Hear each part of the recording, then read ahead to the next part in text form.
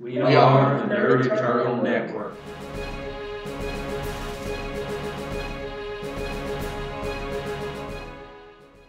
Hello, welcome to Icon to Water World here on the Nerd Eternal Network. I'm your GM for the day, Jason, and joining me as usual will be Mike playing Serpent Boy. Hello. Zach playing Frost Giant. Hola. And Taylor playing Patience. Howdy, howdy. We're a man short today, but hopefully he'll join us again next time. Alright, does everybody remember where we were last time? No, because I was in a fugue state. Pulled into a hotel by Mjolnir's Hell Daughter. Okay. You said Doctor Who? Dr. What's-His-Face. Oh, okay. I thought maybe you'd remembered his name. You mean Squadron? AKA Dr. Moore? Yes, Dr. Moore. That's right, Dr. Moore. Oh, no. Yeah, Squadron was pulled into the... I believe Squadron was pulled into the hotel. Yes. He was encased in ice and then pulled into the hotel by a shadow energy of some kind. And y'all are just assuming it's that whole goddess of darkness and cold that you dealt with, that you bumped into earlier. Yes, Hell's eldest daughter? Believest Hell's daughter? Yes, you were assuming it was, or yes, it was Hell's daughter. Sorry, I'm digging through my notes. Yes, Yeah, Hell's Dr. daughter Cameron Moore. That's the right page. believed that, she believed that her mortal father was somehow connected to the clandestine super soldier project that Dr. Moore is running, and she's trying to find him for information. Yes, she was trying to find some. She was trying to find the Achilles doctors. Was how she put it. The Achilles program, that's right. Right, and the Achilles program was one of the super soldier programs that had the government had several going on at different times, and Achilles just kind of folded them all in together.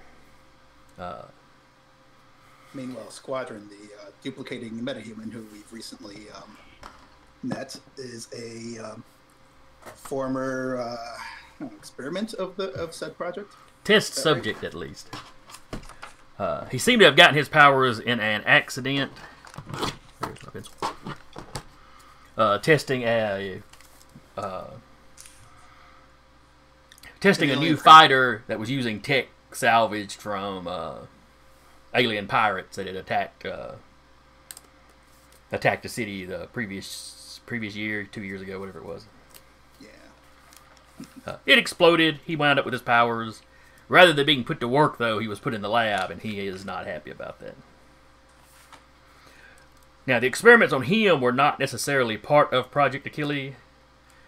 After he attacked the base in Florida and they had to hide the doctor, they had moved the doctor here, and he is apparently working for Project Achilles now.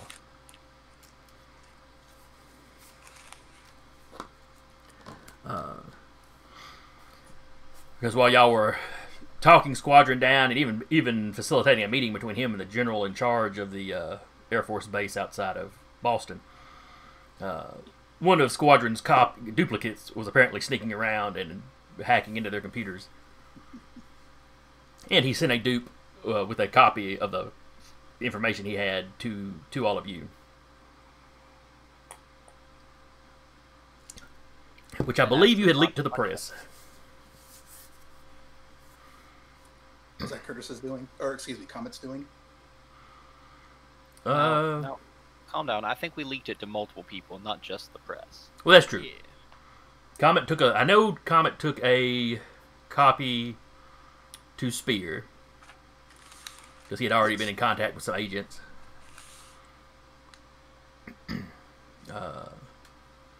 And they were promising to investigate.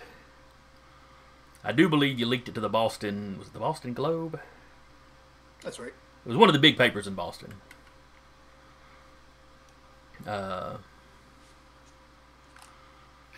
Lord knows they needed something to work with. And I think he had deleted a few files. Yeah. He had deleted the files on where the doctor was living. but you had managed to recover those. Because he had only deleted them, he hadn't actually like scrubbed the drive. So Servant Boy was able to recover some of those. I think it was Servant Boy.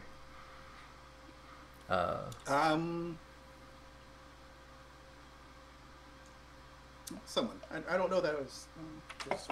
Yeah, it was data. It was data recovery. Let's not act like it was fancy or needed anyone super smart. Yeah.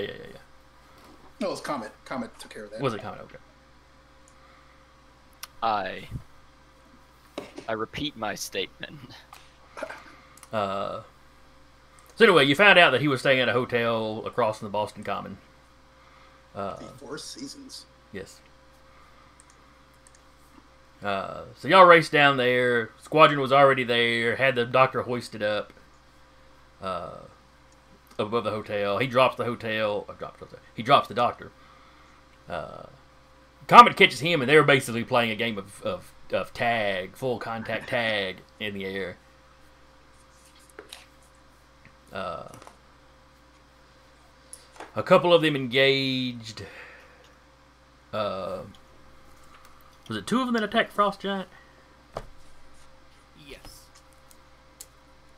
So two of them were chasing the Comet. Two of them were going after Frost Giant. As Frost Giant, he clearly considers Frost Giant the biggest physical threat to him. Definitely the biggest. And then the presumably original, the one that had the doctor when y'all first showed up, was still floating up there watching.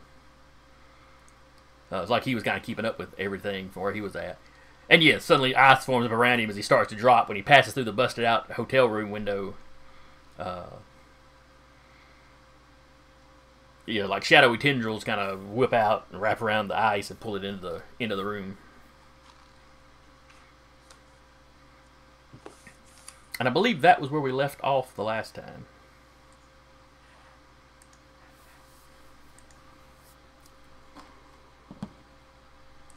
Ooh, excuse me.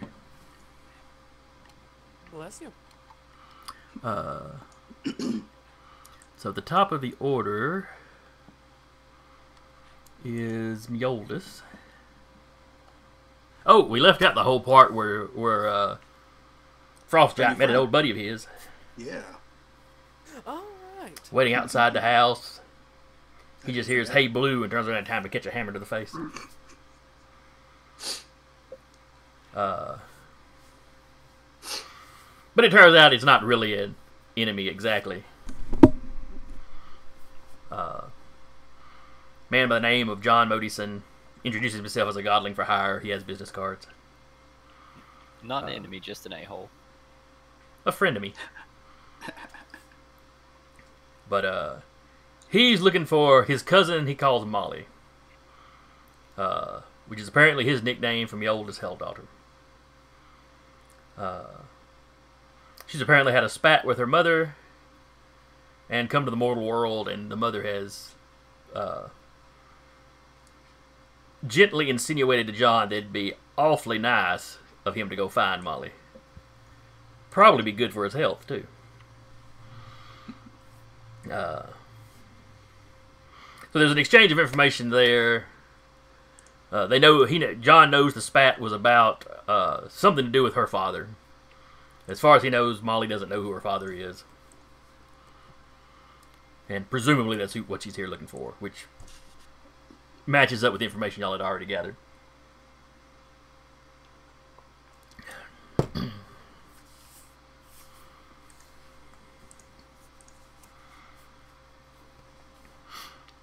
So I want to say Frostgiant had agreed to keep an eye out. Yeah. Does Helldaughter know how human aging works? Because now I'm curious if she's just grabbed him and is shaking him going, "Are you my dad?"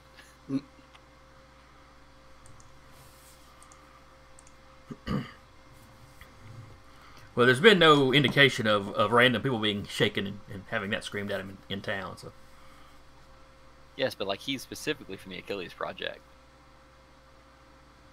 Or would appear to be, at least. Oh, Squadron? Yeah. Well, you don't know what she's doing up there in the hotel room.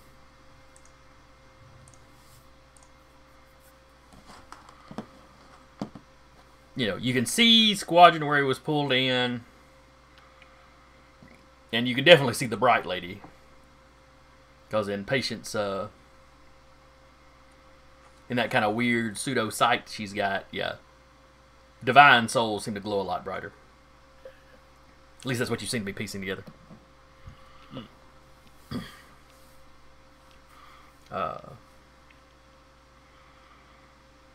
But from what Patient sees, Squadron's pretty much just standing still, and Meoldis is, you assume, talking to him. She's waving her hands around a lot.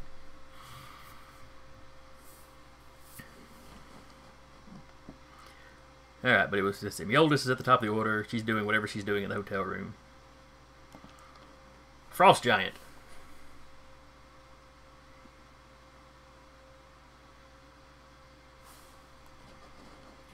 Yes, sir. Okay. I was worried for a second there. So, you're up. You've got 2 squadrons on you. When the original gets yoinked, both of the other 2 pause for a second, kind of glance back, and then they just refocus on you.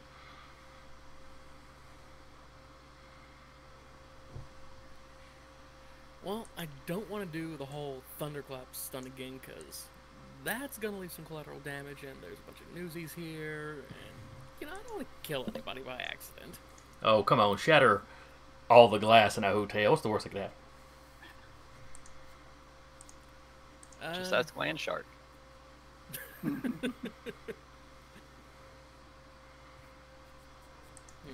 Well, I'm no longer allowed in Boston.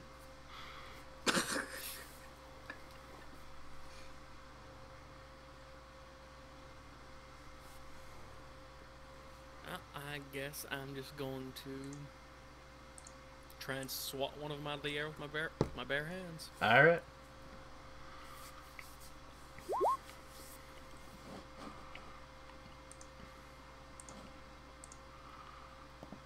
Alright. Oh, I guess I do need to pull up Squadron stats.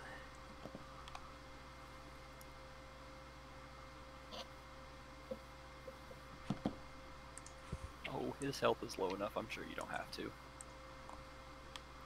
Yeah, I think his coordination is 2, something like that. No, that's Patience, which is surprising because she's blind. Well, that wouldn't give her bad coordination, exactly. She just wouldn't know to get out of the way. To be fair, with her sight, yeah, she could still fire a weapon at a person. That's true. She just wouldn't know if there was a wall in the way. Alright, so this is prowess. Nope, his prowess is a little higher than a 2. Oh, and he's got aerial combat that bumps that up more. 2 levels of aerial combat. That's right, he's hard to hit in the air. Mr. Dibbles.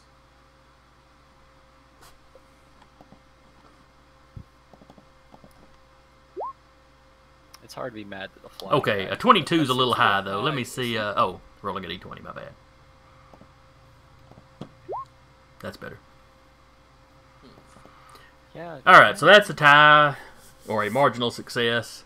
So, you put your hands on him, but it's not a good solid shot, so you only do about half damage.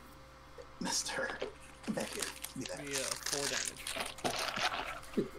Alright, so that's 4 damage. Does old Mal have any... Oh, that's right. He does not have any damage resistance, per se.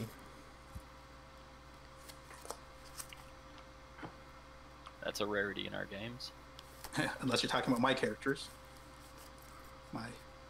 Perhaps ill-advisedly. Well, with his coordination and prowess like it is, and the aerial combat, him being in air most of the time, he's hard to hit.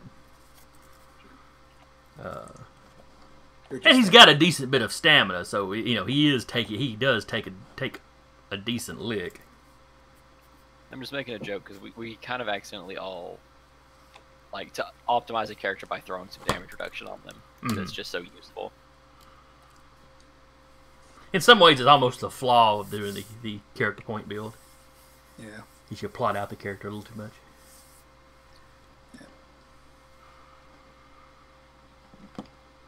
All right, so you put a hurting on him.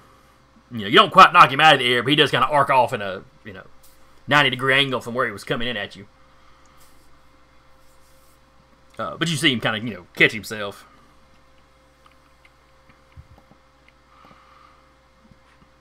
All right, the Comet flies further into the city. He appears to be just trying to avoid the two squadrons, the one of whom I think was grappling him. Or is... No, take that back. I think the Comet was grappling one of the squadrons. Because they got the Doctor... I want to say they swapped the Doctor back and forth a time or two. Yes. Yeah, there was some swapping.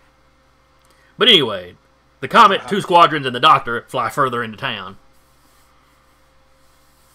As Comet is trying to get his hands back on the Doctor and get him to safety.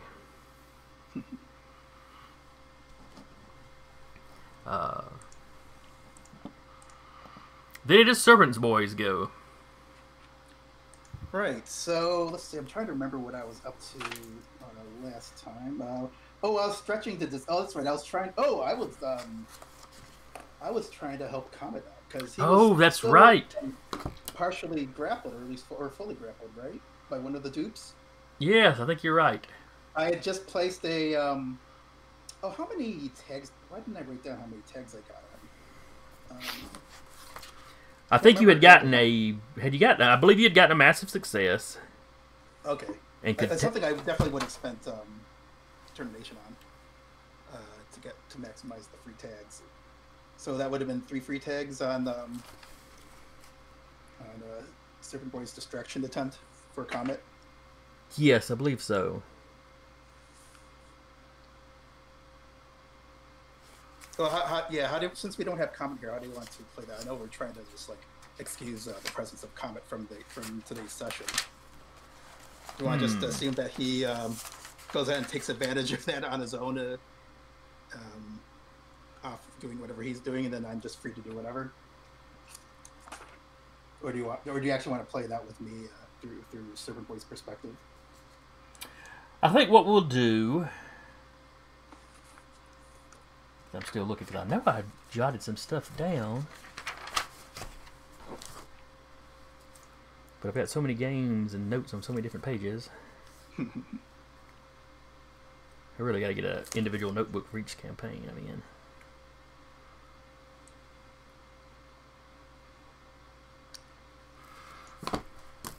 Alright, we're going to say when the Comet's turn that he got loose from the one that was gripping him.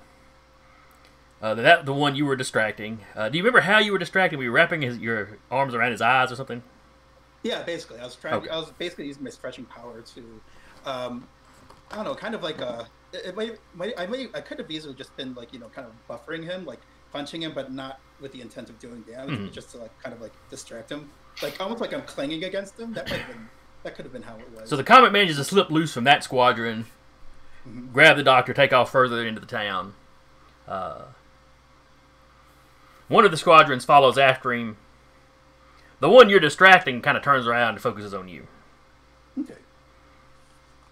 So, and it's basically now. Is it a person in a tech suit, or is it just someone in standard superhero type outfit that's flying at me right now?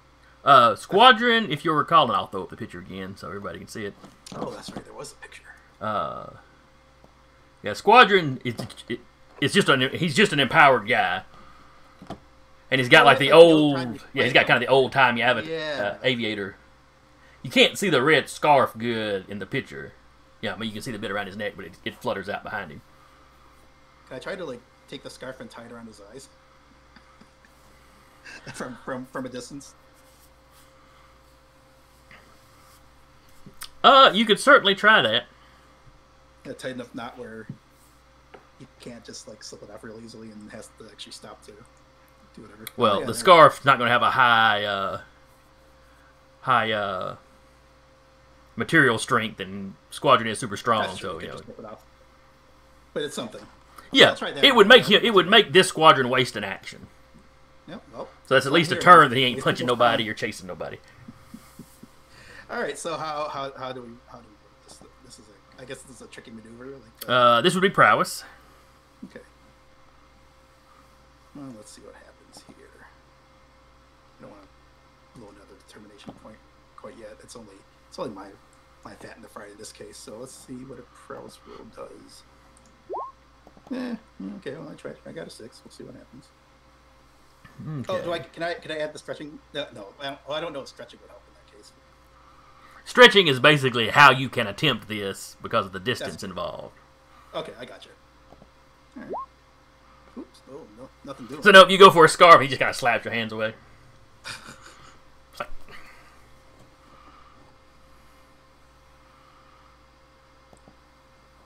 you know, he says something, but your ears are so far away from where he's talking that you don't really make out what he's saying.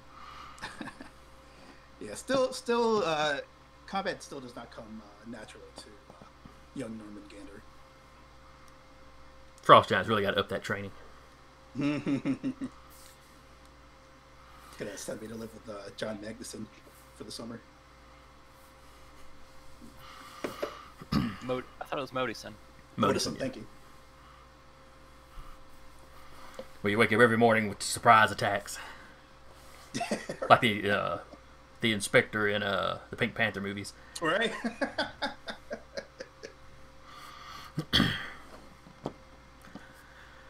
All right, next up is Patience, and you are still in the SUV, I believe. Yep. And Patience would like to cast a spell called Protection from Terminal Velocity on the Doctor. Okay, last time you had put a force shield on the Doctor. Okay, sorry, I did that last turn already. Okay. Yeah, you had put a force shield on the Doctor, and I think did you heal somebody? Or did you put another force shield on somebody else? Didn't I have one?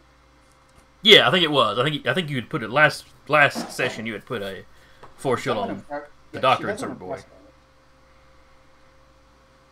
I'm trying to remember if it was in this conflict that I got really force shield as well. But definitely Frost Giant.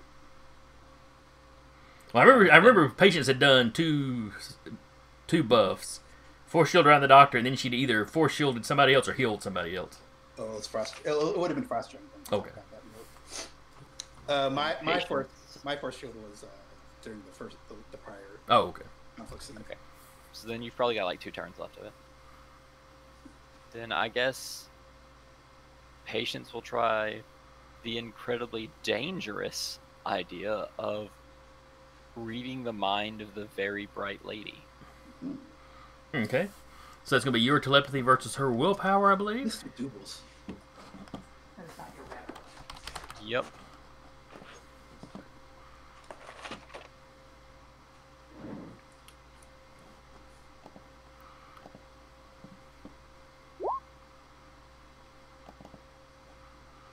Alright. Let me just pull Mioldis' stats up. I've got a picture for her too, but she's dressed differently this time than last time y'all ran into her. But y'all haven't actually seen her yet, so. Alright, and her willpower is decent. Specialties, power, and investigation, so that won't help her here.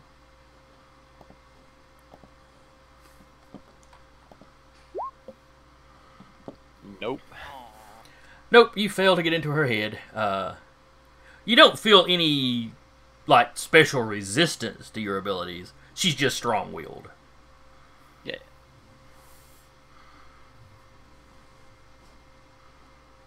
Any further attempts to read her mind in this conflict will require a determination, if I remember correctly. I want to say that's one of those that you get the one try for free, and then you have to spin to make further attempts. All right, then we're back up to me oldest.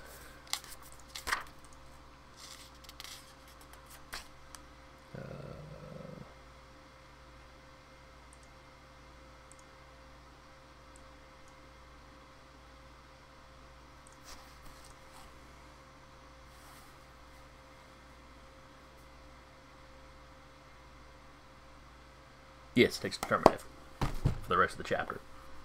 So if you ran into her like tomorrow, you know, then you'd be good to try again.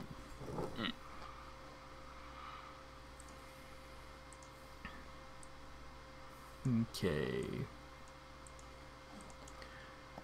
Then we're back up to me oldest.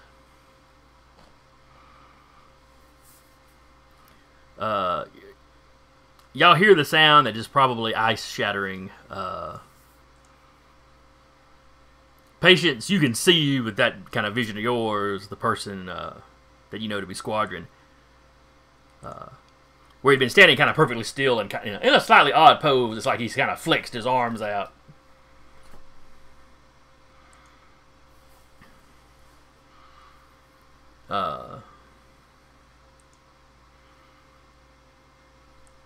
Hang on a second. Somehow, I do not have Squadron. Oh, nope, I see what I did. I skipped Squadron last round. He should have been going first, but I skipped down to Frost Giant. Okay. So that would have happened in the previous round. Comet would have gotten away from him. And we'll say the two on Frost Giant, at least one of them was distracted by what happened to the other him.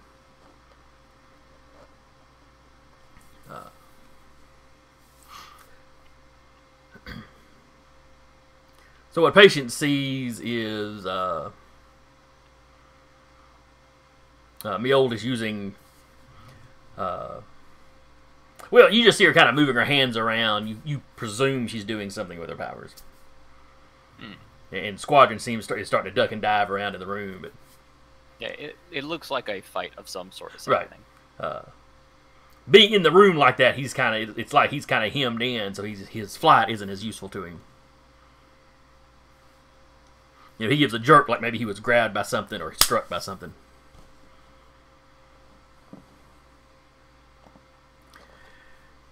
Alright, the two squadrons fighting Frost Giant dive back at him.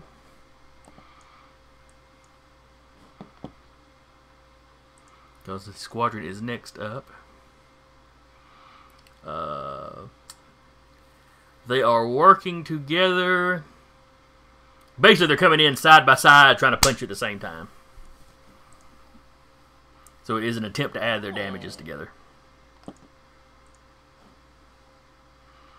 Let's see. This is prowess. So it's both of their prowesses against yours.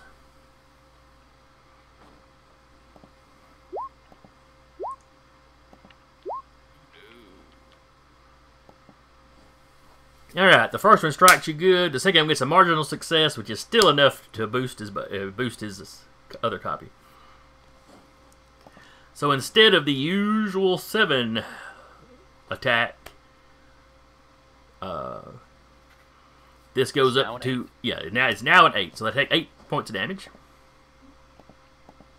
Knock that down to 4 damage, and I am barely standing. What was that? You're bravely standing or barely standing? I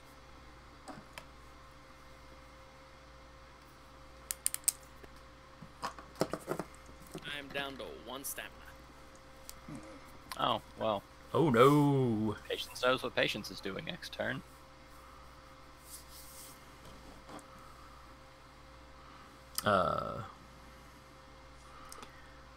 The squadron that is facing off against Serpent Boy. You know, Serpent Boy's up there, you know, waving his hands in his face like an excited Kermit the Frog.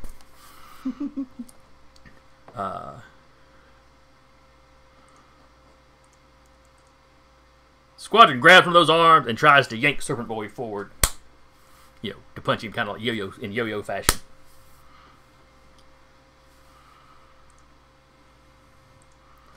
So that is prowesses. A 9 is what you're trying to beat. Here's why I evade. Hey, alright. Just did it.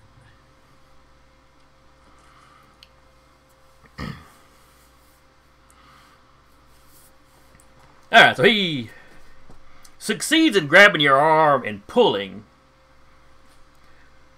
But you can. How would Sir Boy evade this? Would he just let the arm stretch as he pulled it? Would he go springing forward, but then throw his legs out and kind of kick off of it before he got within punching range? How would he use his stretching power to avoid taking this hit? He might. I think what he'd do is he'd kind of like unstretch the arm that he's being pulled by, so that he'd actually almost like just be regular size, but clinging to or being clung to the dupe's non-punching arm. That's how we would do it. Basically, just steps two. So he's okay. Close by, but at least not in punching. So rather than keeping a distance to avoid it, it's like he increases his speed and really kind of just snaps that arm, so he throws his timing off.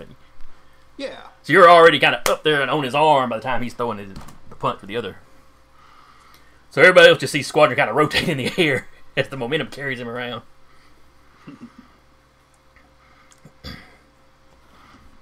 But now you can hear what he's saying.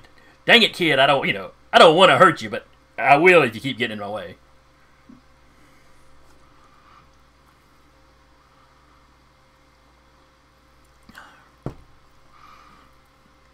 I mean, it looks like you made a silly putty, so I'm pretty sure you can take a punch. I can't have a good rejoinder at this moment. I'll save that for the next page. Acting like punching Gumby wouldn't immediately kill him.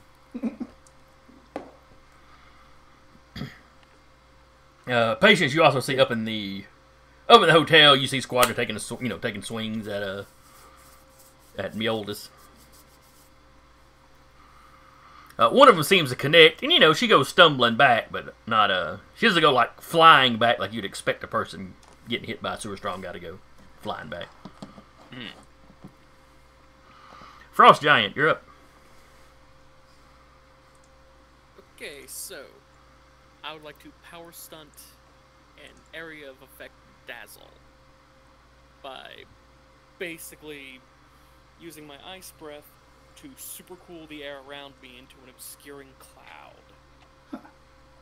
Interesting use of the power. What are you tapping into to do that? Ancient blood in my veins. Fair enough.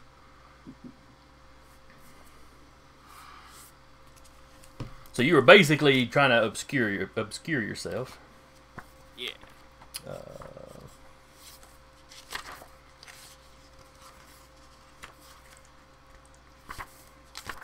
Let's see here.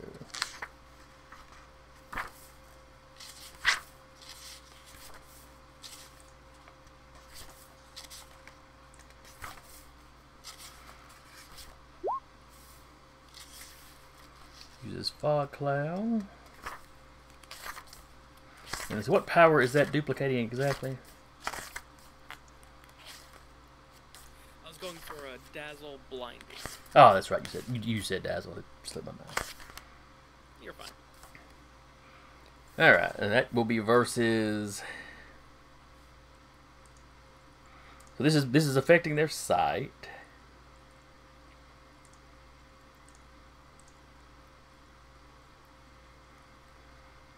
It's an area effect.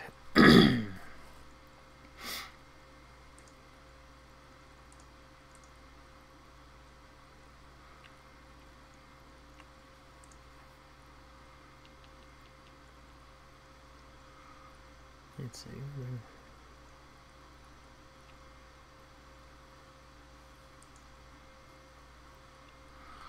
All right, it says coordination versus coordination. I will not let him count his aerial combat into this, though, because you're not really attacking him.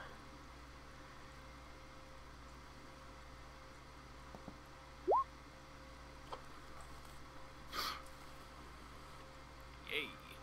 Okay, but you were affecting both of them. No. All right. One of them is in the fog and cannot see. The other one pulls up short to kind of avoid going into the fog. That doesn't mean he can see you particularly. But his vision isn't obscured of anything else going on in the area. Yeah. Where the one that flew into the cloud, yeah, he can't see nothing.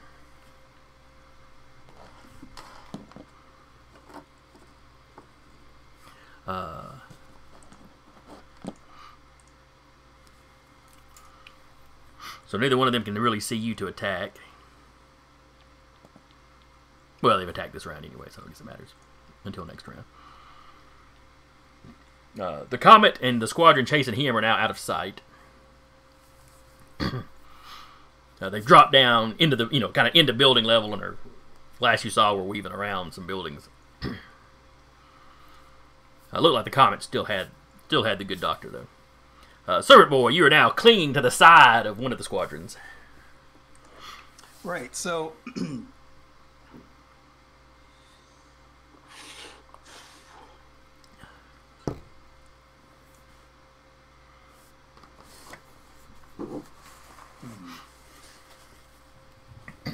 since I don't...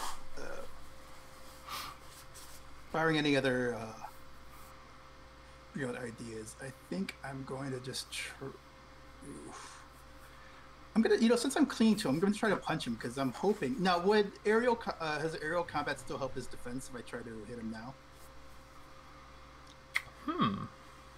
Give it that like a passenger, as it were. You know what? I'm only gonna let him count one of the ranks. All right. Because basically, even though you're clinging to him, if he starts spinning around or doing barrel rolls or really doing some maneuvers, it's going to throw you off, not being used to it. I you got to keep your balance. I thought of something else that might be cooler. That would require. I don't. You know what? I don't know if I could. Here's the thing. I have a stunt in mind, but I'm not entirely sure that my qualities could. Could justify it. Yeah, but let me just tell you what I'm doing. I might need to set up a quality to pull this off. I want to see if I can use my stretching power to kind of like shape change into like rudders to control Squadron's flight movement, but I really can't justify that with any of my existing qualities. I'd have to come up with something, I don't know, some kind of fancy maneuver that would justify. I might be best off trying to think of that for next round, and just throwing a punch for now. I'm gonna work. Let me just try to hit him. Yeah. I'll see if I can hash that out by the next page. So physical attack on the way. Ooh, nope. That's not likely. Ooh, yeah, not likely. Okay. Well, I'll see if I can come up with something brilliant and comic booky. So yeah, he started trying to spin and kind of like he's trying to throw you off, and you Serpent Boy goes to throw the punch, ends up just having to kind of grab on to not fall off. So I just thought of a really it might be a bit of a stretch, but I was thinking if I tagged Awkward Teen and say that he spends all his if I just kind of retroactively said that he had a habit of always throwing paper airplanes during class, because that's actually something I kind of did in real class, but as in real life, but to the point where he actually would have known how to shape kind of change his body in a way that could kind of mimic rudimentary rudders. Would you let me tag that? I would. Yeah. Next round, if that's what you want to do, I'll let you tag Awkward Teen. Fantastic. Thanks. As he is basically taking one of his the things he does in Awkward Teen and applying it to his combat and his powers. Patience, you're up. Well, I do believe it's going to be a quick Papa Please Don't Die, and Frost Giant's going to gain 5 health. Yay, I desperately needed that. Now, if I remember correctly, and feel free to correct me if you remember differently, I believe you had healed Frost Giant last time. I want to say Squadron had punched him once before the end of last session, and yet you had healed him. Do I have that notes? Yep. Does anybody else remember that? I don't have that in my notes. I have that I have the shield around Dr. Moore. I have the shield around Frost Giant, but I don't. Okay, maybe it was the shield he put up then. We'll go with that.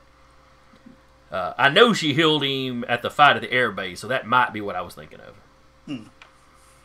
Because you can only heal people twice in a day. Hold on, let me go back. Let me get to the specifics. Twice sounds correct. Okay. Whatever it is, you definitely heal him this round. Yeah, hold on. You can restore up to twice your power level and stamina to any given subject in an issue. More than this, in the same issue, requires determined effort for each additional power level and stamina. Okay. So yeah, he still gains 5 health this time, regardless of conditions. The next time it will be different. Okay. Yeah, you'll still get the 5 this time. Alright.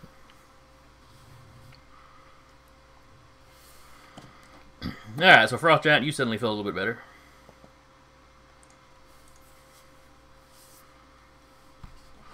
You recognize the healing power of the little one. Take a couple punches.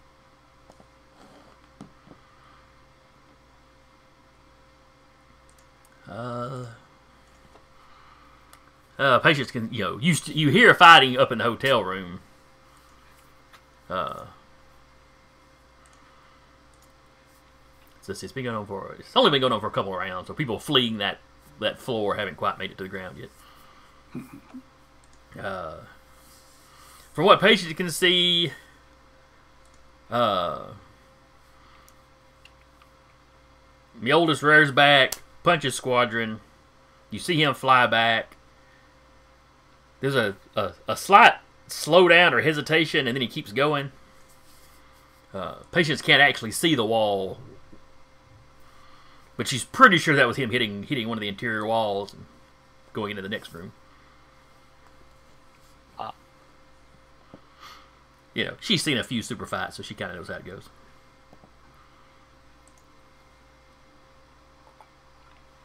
And then she sees Squadron get up, dust himself off, and dive back in at Mjolnir.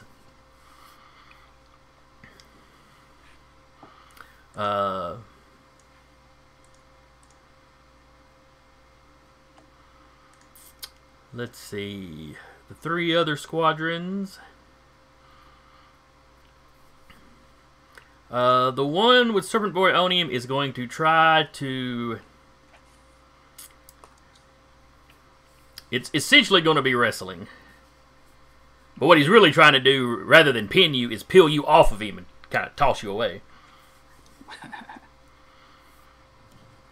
Still coordination versus coordination.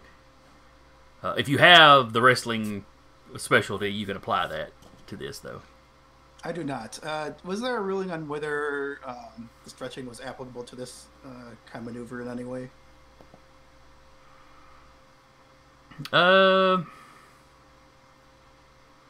If your stretching is higher, go ahead and use it. Okay, I was about to say that might be something that would require that might actually fall under the purview of power stunt, since I don't think that's listed in the base description of. It might not be, but with you kind of wrapped around him and hanging on, Like I said, if your stretching is higher, go ahead and use it. Okay, so stupid stretching tricks on the way. No, not stupid enough. All right, so that's a 9, and this would be his. Oh, I thought you rolled the 10. That was for something else. Oh yeah, I have not rolled for him yet. I was checking his. All right, so he's got a +6 essentially. Oh, you just do. He grabs onto your back, but your back just stretches out with his hand.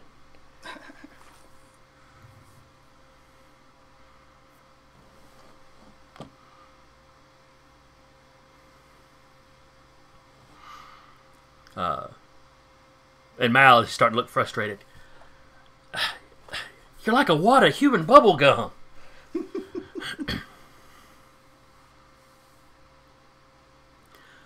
Let's see. The 2 around Frost Giant are again going to work together.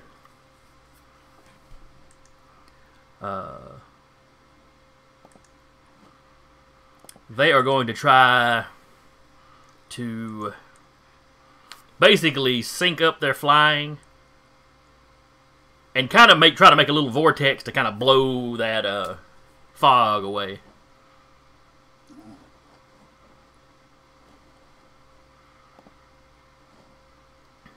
So they're going to use their. Anything for that. What was the intensity? What was the power you were power stunning with? 5. So I'm going to give it basically the fog intensity is a 5. So give me a D6 plus 5 roll. That'll be their difficulty. Oh no. Oh yes. All right. So this will use their. I'm gonna make it their coordination. So that's a 5. The second one is just helping him, so that gives him a +2. So it's 1 roll of the 5 coordination with a +2. So 7 total.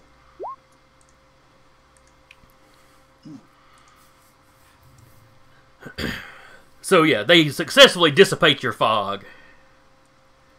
At least enough of it. There's still wisps of it around, but there's enough of it that everybody can see everybody again. That is their action that is both of their actions for the round, though. You know, they kind of do that. The fog dissipates, and then they kind of form up next to each other. You know, like they're getting ready to dive back in.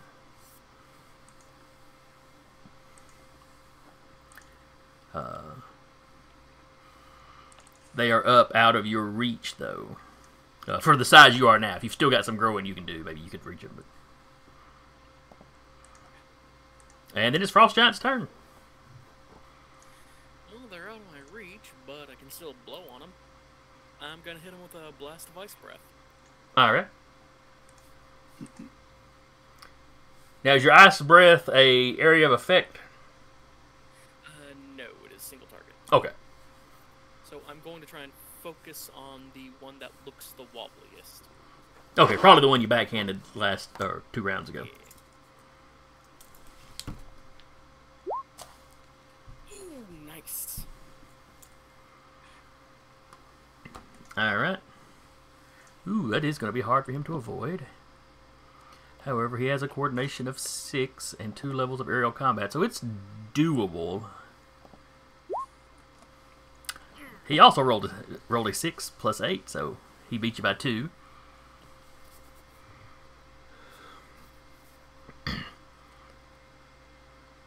So yeah, so this stream of super cool air goes shooting out. As you can see, wisps of fog.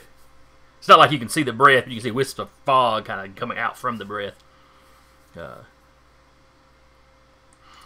And considering they'd already seen you generate cold out of your mouth like that, you know, when you were doing kind of the, they were already on the move. So the two of them kind of split apart, and you missed the one you were aiming at. Serpent Boy. Alright. So now mentally, the thought bubble forms up and he reflects back to all his this time busted for throwing around paper airplanes when we should be paying attention to class or just making a general mess. So, and with that, he thinks of tagging his awkward teen quality and spending a determination point to form himself into like makeshift rudders out of his 2 legs to try to basically seize control of his squadron's flight direction. Okay. How would that be effectively a wrestling attempt? How do you want to roll this out? Let me see. So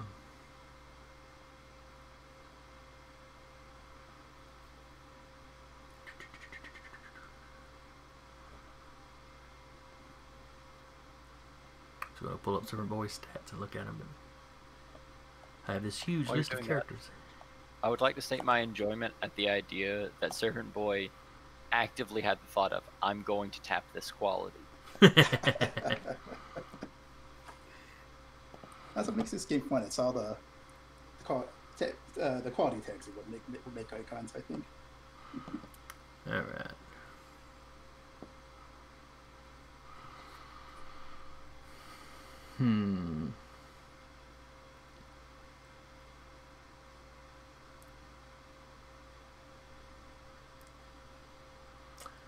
I'm going to say that you'll use your strength for this. Oh, okay. I actually have some strength. I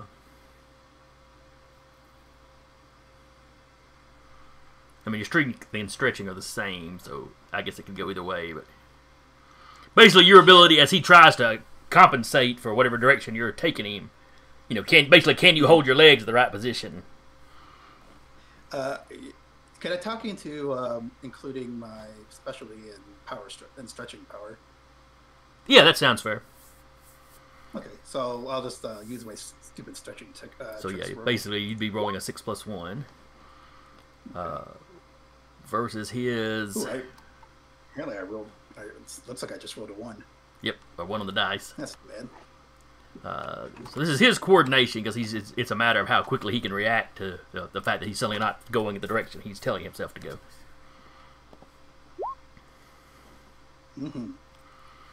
All right, he still seems to be, you know, you're clearly causing him some trouble, but he seems to be compensating pretty well. You know, he doesn't go plowing into a building or anything.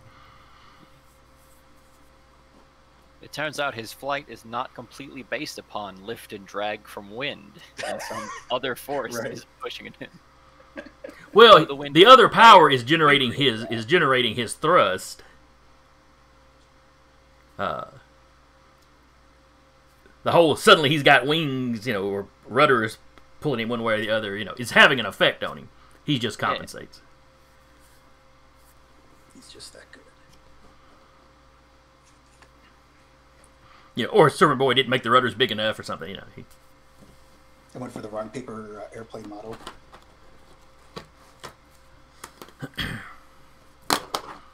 A patient, you're up.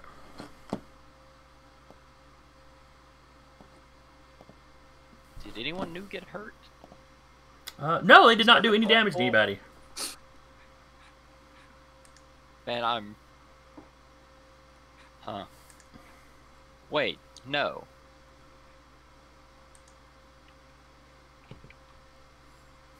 I want to put a force field on Hell Daughter. Okay. Because I want her to win this fight. You're not fond of Squadron, huh? If she knocks Squadron unconscious, I think the other squadrons go away.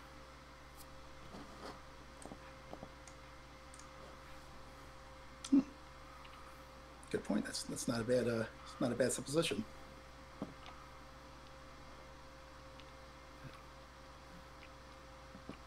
So she now has Strategizing. a 4-point force field on her. Okay. Of that sweet, sweet extra damage reduction.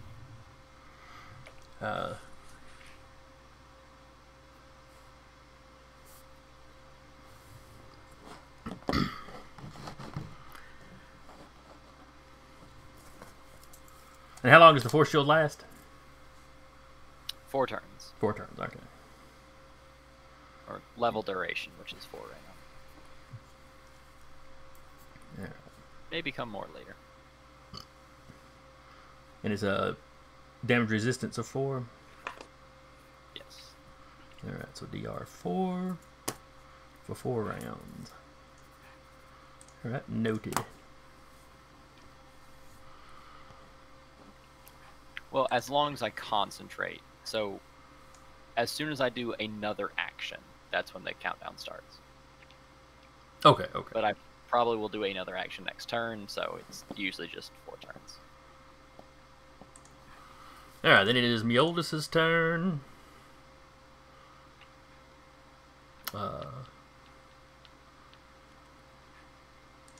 And you see her doing stuff, and you see Squadron kind of dipping and diving.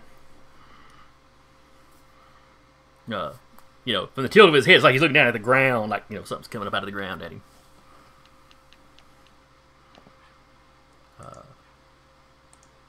Then he flies forward and punches her again. This time she doesn't move back at all, though.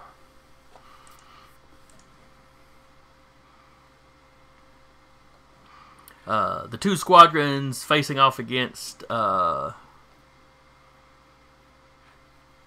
Frost Giant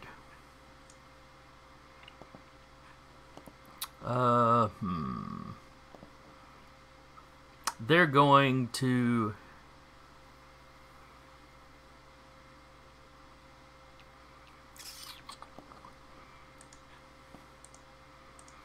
They circle around almost like they're going to flank you.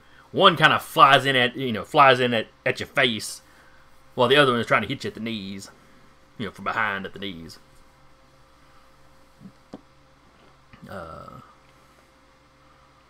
Yeah, mechanically they're just working together to do more damage, trying to increase the chances of them like knocking you flat.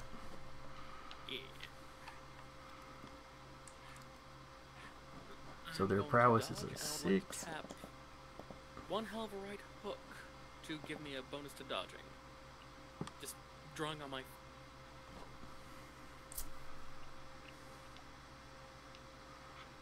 Yeah, I guess that makes sense, because that is really just a reference to your fighting skills, as opposed to like just specifically being the one punch. Can you hear that? Alright, so his prowess is a 6. So there's the first one is a 10. The second one is an 11. The first one is the primary attack. The second one is the assistance. What was the last thing you heard me say? You were just saying something about the right hook. Yeah, I was gonna tap one hell of a right hook to give myself a bonus to dodge. Okay, Basically, just drawing on my fighting prowess. gotcha. All right, one of them got a 10, one of them got an 11. So those are the numbers you need to beat.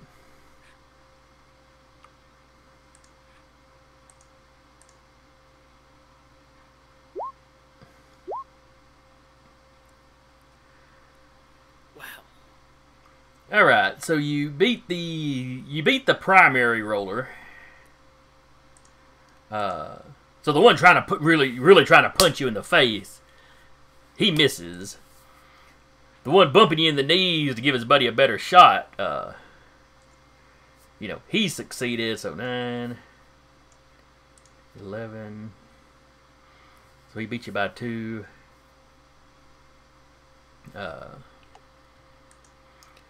So basically how I'm going to handle that is one of them does catch you in the knee, not really enough to hurt you, but he catches you in the knee. And I'm going to put the off-balance quality on you. That works. They get to tap it. They'll just get to tap it once for free. One of them will get to tap it once for free. And if for whatever reason they don't tap it next round, it would be gone. Don't worry, though. They plan to tap it next round.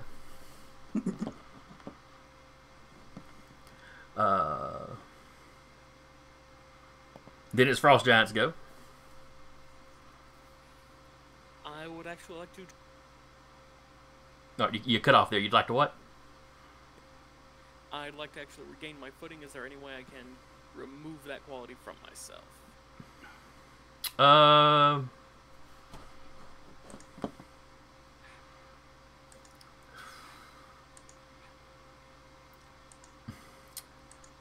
I don't see where we really require a roll. If that's what you want to spend your turn doing, yeah, we'll say you spend the turn getting your balance back.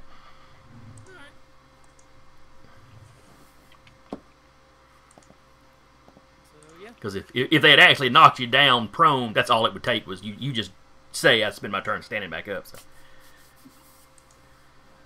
Servant Boy. All right. Since I wasn't able to take control of the movement, and I'm assuming that I can't just try again, right? It feels like this falls under the need for another attempt. I would actually say this would be more like, if you tried to wrestle him one time and didn't quite get the hole, well, you could try again, Oh, okay. You can flatten your legs out more, stretch them out a little bit bigger, catch more wind. Well, you could try to wrap around a building or something. That might be the next thing, but I have a specific thing. I want to try to fly him into. I'd like to try to fly him into the hotel room where the other fight, the fight around Dr. Moore is going on. I am correct in understanding that that's the thing that's happening, right? Last you saw, the comet had dropped down and was skipping between, weaving between buildings with one squadron following him, and Comet had the Doctor. They have been out of sight for a couple of rounds now. Okay. Well, I'll trust the Comet to. So there's no actual fighting going on within the hotel. Up in the hotel room, there's some fighting going on. You can hear that. And it's not involving any of us. Right? No, that would be where you assume Mioldis drug one of the squadrons in there. It sounds like they're just duking it out in the. Okay. Well, I'm kind of intrigued by my new ancient cousin. So I think I'm going to try again to seize control of the flight because I want to like actually get up there. Okay. So I guess that's another stupid stretching tricks roll. And see if I do worse. This is versus his. Oh, I do exactly this thing. Let's hope he doesn't. Nope. In fact, I did worse. Okay, I'll think of something new to do next time. All right. Again, he kind of wobbles. You can tell you're having some effect, but yeah, clearly he's practiced a lot with his flight. Mm-hmm. Patience. The shield on Frost Giant is about to give out, so I'll refresh it. Okay, so Frost Giant's got a 4-point shield for 4 rounds.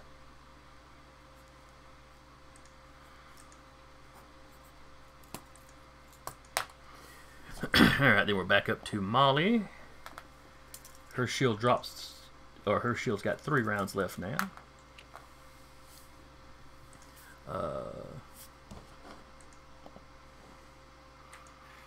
Let's see, what kind of damage does she do? Oh, she does some pretty decent damage.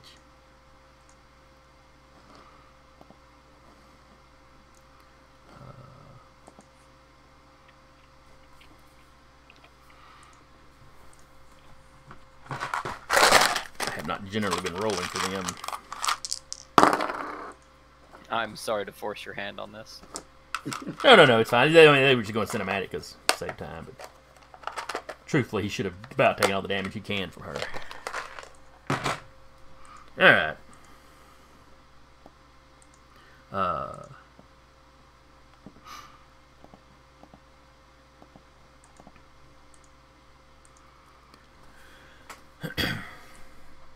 You see, or Patience, I should say, sees, yeah, the bright lady, the oldest there. She does something, and you see that squadron kind of jerk, and it's like he grabs something in front of him, and then he just vanishes. Oh. And you see Mioldis kind of, you see her head go back and forth. She turns around and looks behind her, like she's trying to figure out what just happened.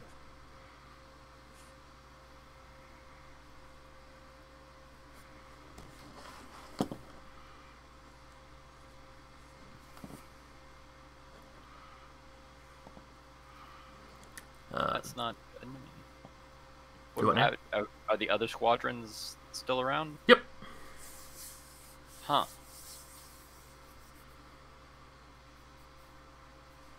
So he's not dead.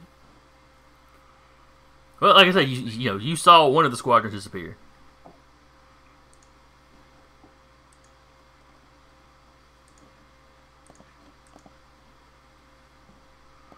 Let's see.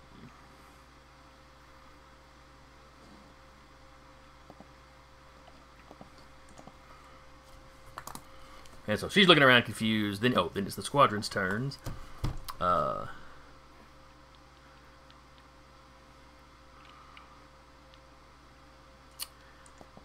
one the servant boys cling to swings over and is basically going to try to scrape you off on the side of a building. All right. This is gonna be a very fun comic book image. She is just his cheek just pushing and stretching across like a dozen windows.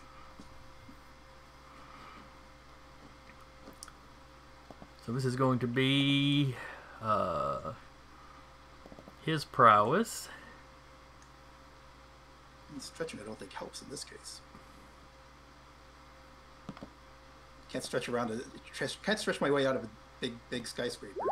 So just a simple evade roll. Yes. Oh, and yet. But you successfully do it. Yeah. Maybe it's a thing where he's like actually like starts running along the windows as Squadron's trying to push him push him through, and he's just like running at like seeming super speed just for comedic effect, of course. But well, that's how your body just starts rippling.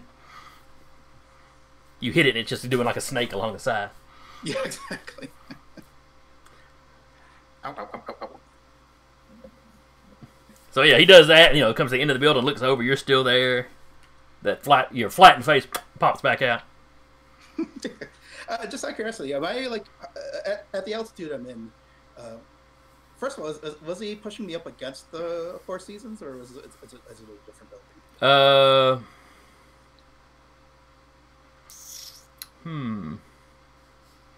I'm sure the Four Seasons is probably not the tallest building. It's just another building in the, in the neighborhood. Mm-hmm. Another hotel or an office building or something. Is it conceivably close? Are we conceivably close enough where next page I could try to stretch up to where? I assume there's like a broken window. Oh yes. There's definitely. Yeah. Anyway, I'll depending on how our positioning is, I'll really try to just like latch onto that next page. But yeah, I mean, you're in the same city block. You can stretch anywhere you can see it, easily enough. We'll see what happens. He hasn't been flying in a straight line. He's been kind of circling around, staying in the neighborhood. Right. Because if he can get you off of him, he could go assist with Frost Giant or the other fight that was going on with one of them. The two on Frost Giant.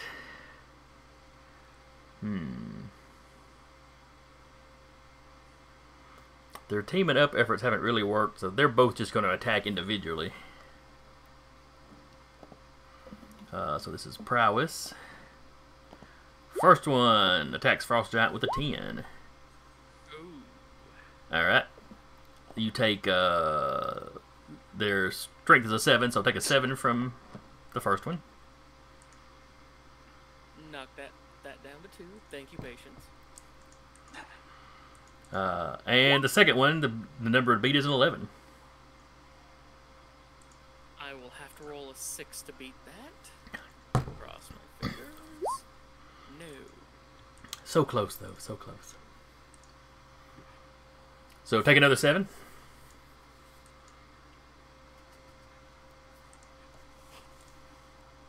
Minus the 4 or whatever.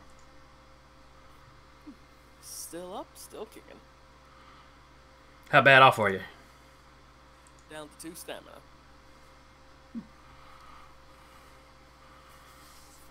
So you're up, but you're wobbly. Yeah. Screaming something about, come on, I can take all 4 of you. But then it's your turn. I am going to... Actually, yeah, I'm gonna try and hit another one with my ice breath. Okay. Now they flew down, so they're zipping kind of around you at face level now, so you can just try to punch if you want to. I have a slightly better chance to hit with my ice breath than I do trying to punch. Okay. Oh no. Your dice are not your biggest fan today. No, they're not. I think. This is you're shooting at them essentially, so this is their coordination plus 2 for their aerial combat. That's a miss.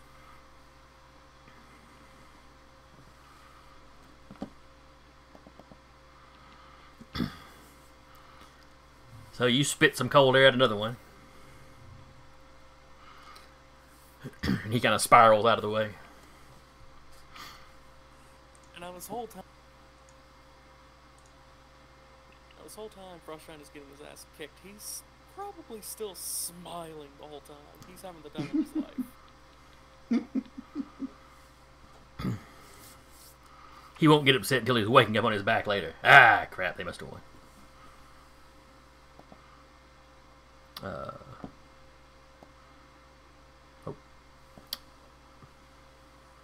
Oops, I hit the initiative an extra time. Servant Boy, you're up. Okay.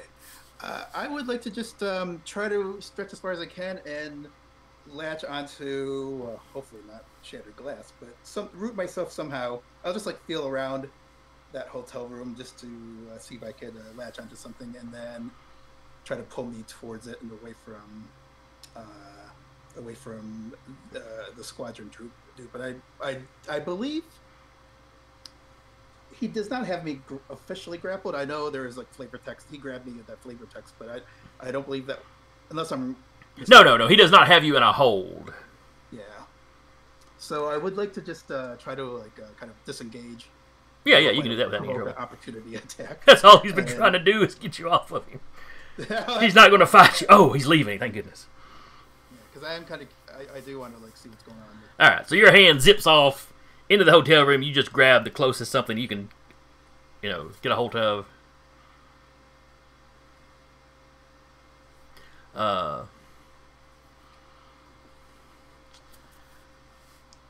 And hopefully that doesn't get Frostgiant in trouble if I free up another dude for a potential triple team attack. Let's hope the fates are not that unkind. Well, I'm kind of the fates in this, so what do you think? All right, give me a... the stretch is no problem, but you're reaching into a hotel room that you can't really see into. So go ahead and give me a coordination roll. Sure.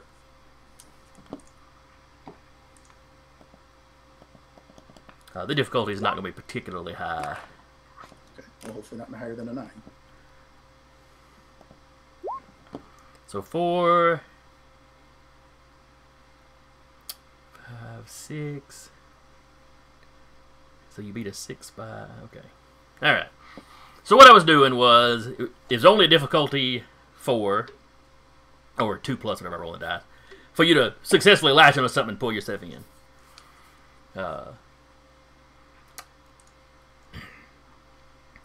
In my head, I was going, okay, if he rolls in this case, a 6 or better, he'd grab a piece of furniture, he's grabbed the door, door handle, something solid, pulled himself in. If you'd only gotten the 4, you'd have pulled yourself in no problem, but, you'd have latched on to your cousin in some fashion. Right. Oh, yeah, grabbed her by the belt, wrapped around her leg. Oh. There's all kinds of potential for awkwardness in that. Right. But you blew the difficulty out of the water, so, you latch on to, like, the bed or something heavy enough to... Hang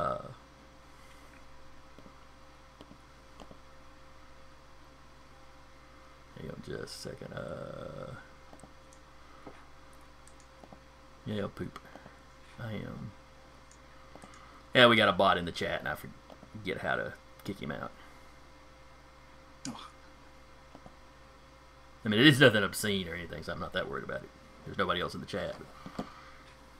Which chat? The Twitch chat.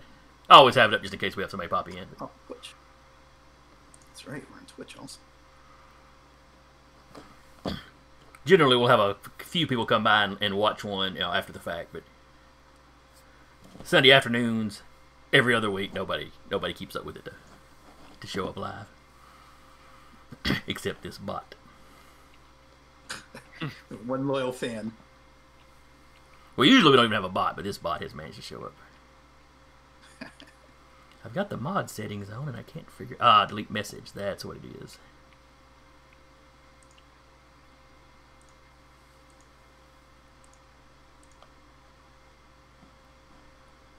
Yep, no, that's not working either.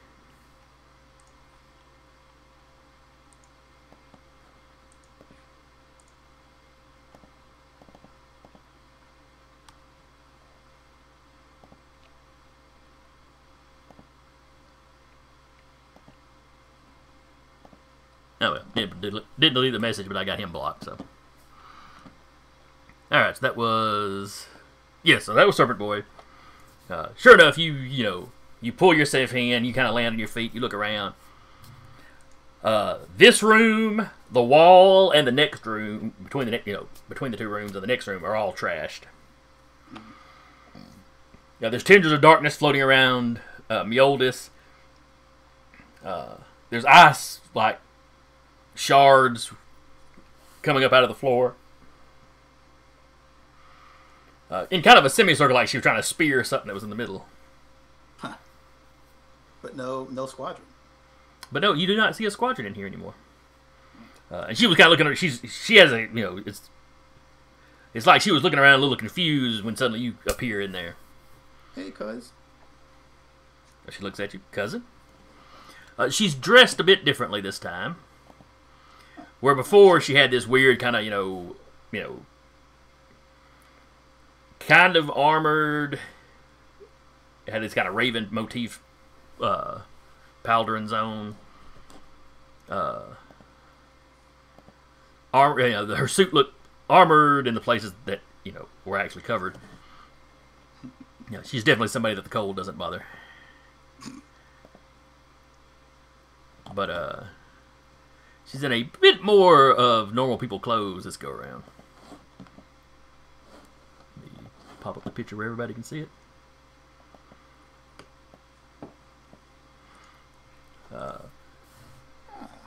You know, black pants. Yeah, she you know, can't do anything about the really odd skin tone she's got, but as far as her clothing, she doesn't stick out anymore. You might, you know, Super Boy might be amused to see that she is wearing a black T-shirt with a big snowflake on it.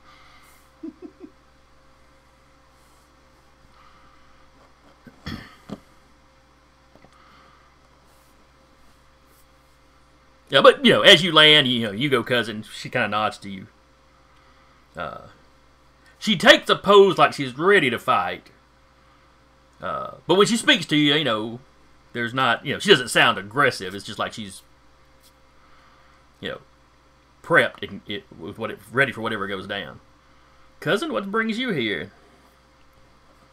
Hey, where's your squadron? I don't know. I finally managed to pin him like a bug, and then he just vanished. Oh, okay. I was planning to help, but I guess you don't need that.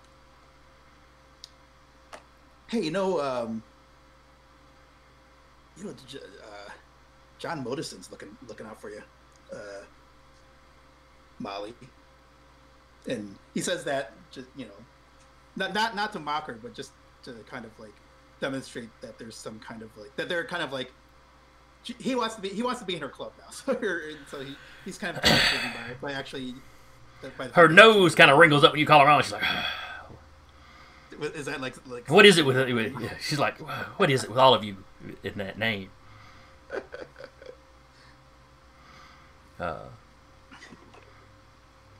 I guess Mother sent him. Oh, you weren't grounded, were you?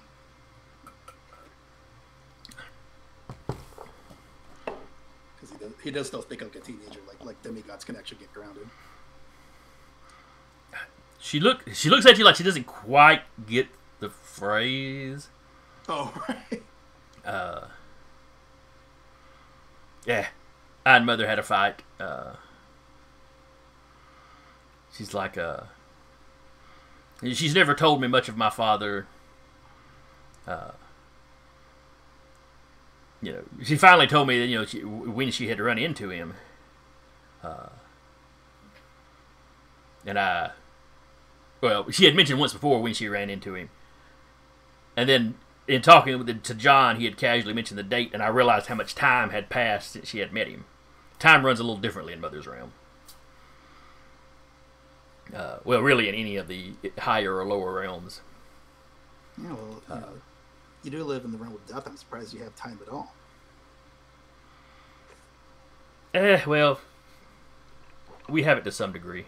I mean, events don't happen all at once. It sucks about you not knowing your dad, though. I know the feeling. I'm in the same boat in that regard. I'm in the same longship in that regard. But when I realized how much time had passed and that he was surely dead, that started the argument with Mother. And in the argument, she let slip that he doesn't age. You know, he is immortal in the sense that he's not divine or anything, but apparently he is unaging or at least very slow aging. Like another meta? Or whatever they call superhumans in this world. That is a term they use some. He's mystically endowed in some way. And then she kind of pauses, and I hope Mother was just talking about his age. Yeah, I was about to say his inner 13-year-old's giggling, but his inner 13-year-old's, I guess he's low. And his outer, like, 15 or 6, whatever old he's, Yeah, exactly. he's just kind of snickering a little bit.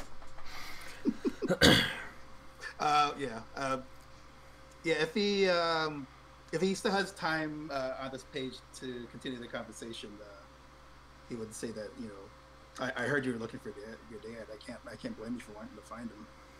I have no idea who mine is. If I had a clue, I'd be running off too. Well, her only hint was the that he met Mother during the Second World War. Oh crap! I hope that's not the Primus, is it? That suck.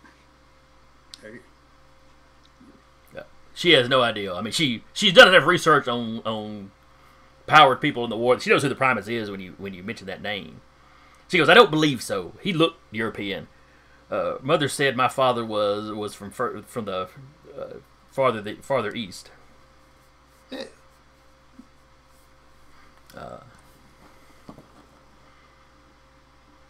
Yeah, I think Superboy is probably inclined to want to help her, and he may have at least an inkling that Patience is, kind of on her side too.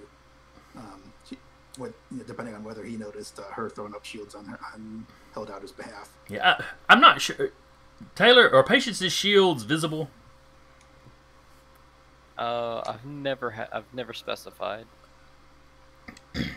Okay. It's up to you if they are or not. Yeah, it could be nothing more than like a hunch, but if he still has the time to do so, he would ask if there's anything we could do to help. I know we kind of got off on the wrong foot and all, but is there anything we could do to help? She's like, I'm unfamiliar with all the customs. The people here do not seem to have particular respect for the gods. Yeah, it's kind of weird, especially with all the supers now. It's just like, it's like if you don't wear your underwear on the outside, you kind of have to wear your underwear on the outside to get respect these days. It's just weird. She looks at you. That would defeat the purpose of wearing undergarments. That's what I said. So y'all are carrying this conversation on back outside.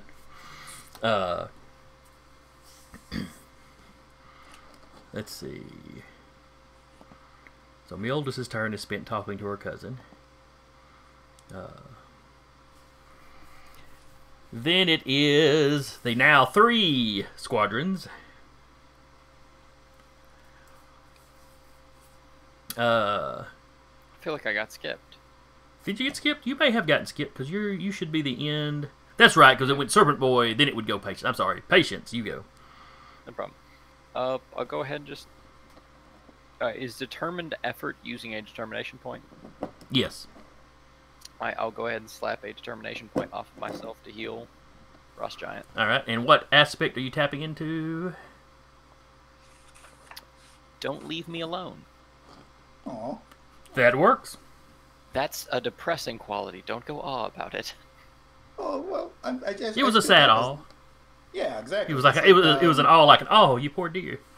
Yeah, it's like you're afraid. You're afraid. It usually doesn't happen in super fights. Of course, you don't usually have like 8-year-olds in super fights either, or however old you are. I'm sitting in the car. Yeah, Damian Wayne. It's just like a big drive-in movie, isn't it?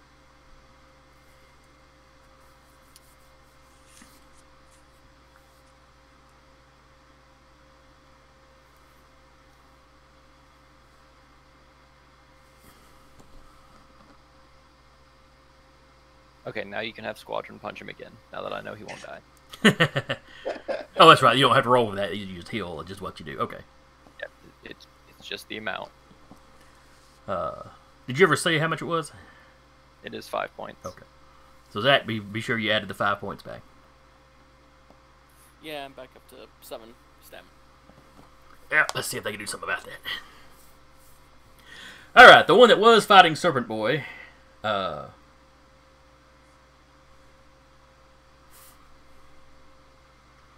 Let's see. He knows he lost a dupe in the hotel room. But he really has no reason to go after me, Oldest. I mean, that's not something that's going to help him in his, in what he's trying to do.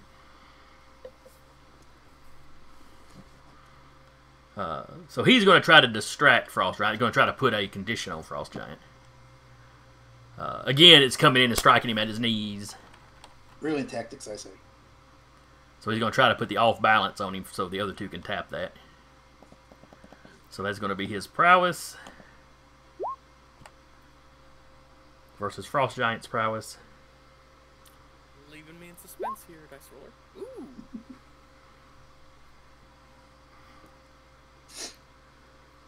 All right.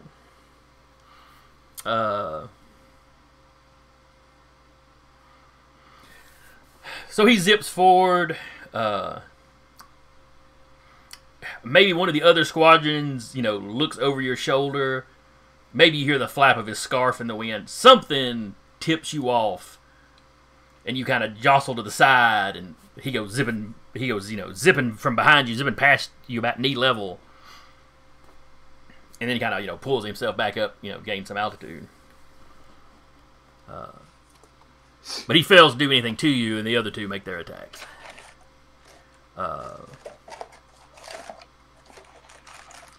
They're doing that thing where they come in together to try to do the simultaneous hit.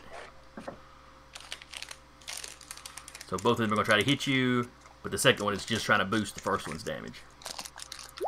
Alright, first one got a 9.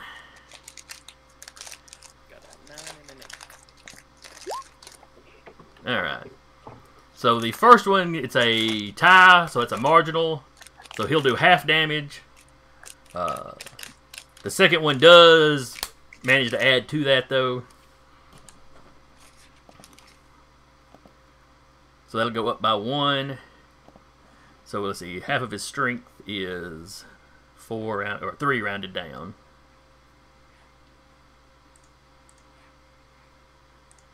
+1 for +1 for the guy helping him. So you take 4 damage, which I think the force shield by itself would take care of.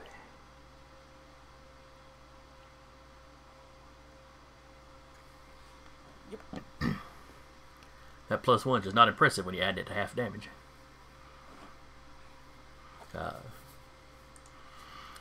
So yeah, they both manage to strike you, but you don't, they're not good solid blows. You manage not to really take anything from it. And then it's your go. I'm going to try and just throw a haymaker into one of them. Okay.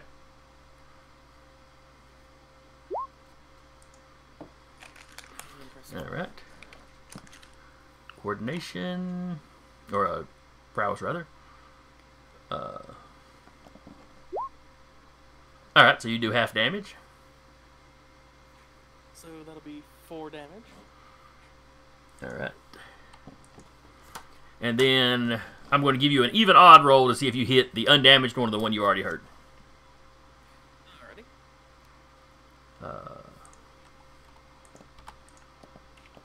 So do you want even or do you want odd? Even. All right.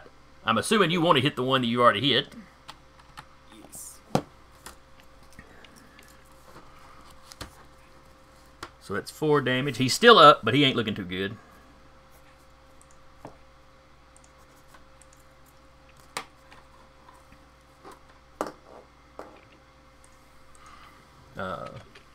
You're pretty sure if you get a solid lick on him, he's gone now. Unfortunately, there's now 3 of them floating up there, clearly strategizing on how to take you down.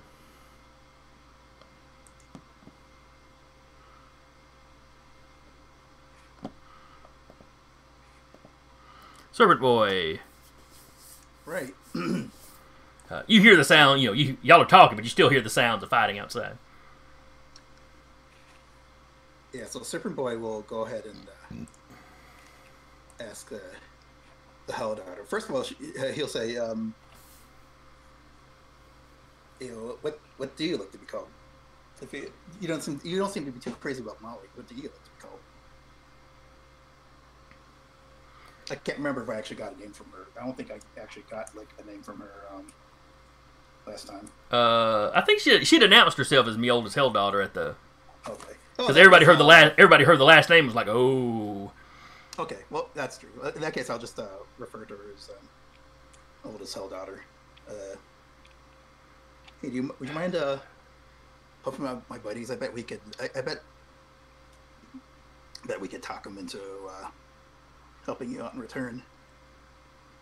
Or Perhaps. at least, And it's like she suddenly realizes, oh, the doctor. He ran off. One of him had run off with the doctor. Oh, right, Comet. Crap. The Comet. Yeah, he's a new friend. Oh, so one of your friends has the doctor at the moment. All right. Right. Well, I hope. I just need the doctor alive to speak to. He's the only Achilles doctor I've managed to find. Oh, maybe we could go after him. Are you a flyer? I can't remember. Was she a flyer? She was standing on a building when you first met her, and she jumped off into the shadow and disappeared. Still, as you know, but I have methods of traveling. She steps up to the edge and kind of throws a hand behind her, and ice just spreads out. It circles around you. Doesn't you're on a clear spot in the floor, but it's like it covers the walls, almost like it's anchoring there. Her other hand stretches forward, and she produces a slide, and she goes out the window. Oh, I gotcha. She's pulling lace, man. Oh, I guess I'll try to follow. I'm like, okay. Don't look down. Don't go down. I look down.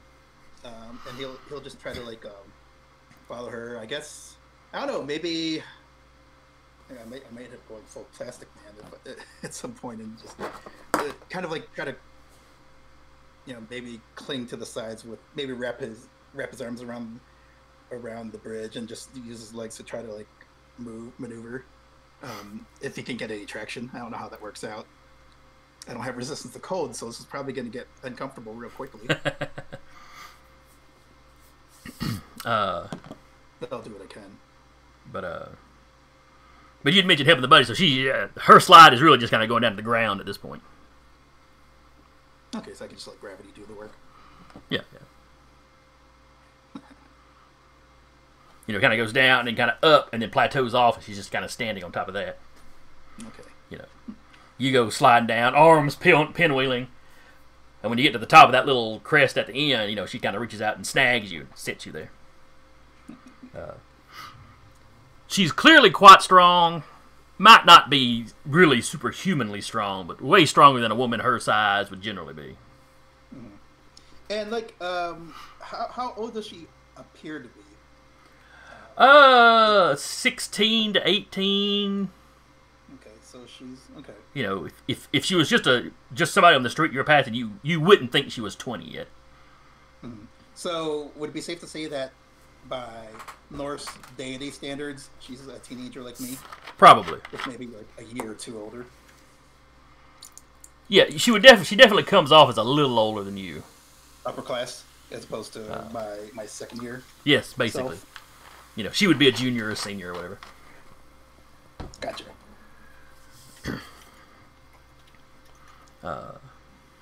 Do we see Comet flying around anywhere? Not yet. Like I said, she slid down to the ground. She's kind of focused for just a moment on the other two, or other three squadrons and the Frost Giant. Oh, gotcha. Patience, you're up.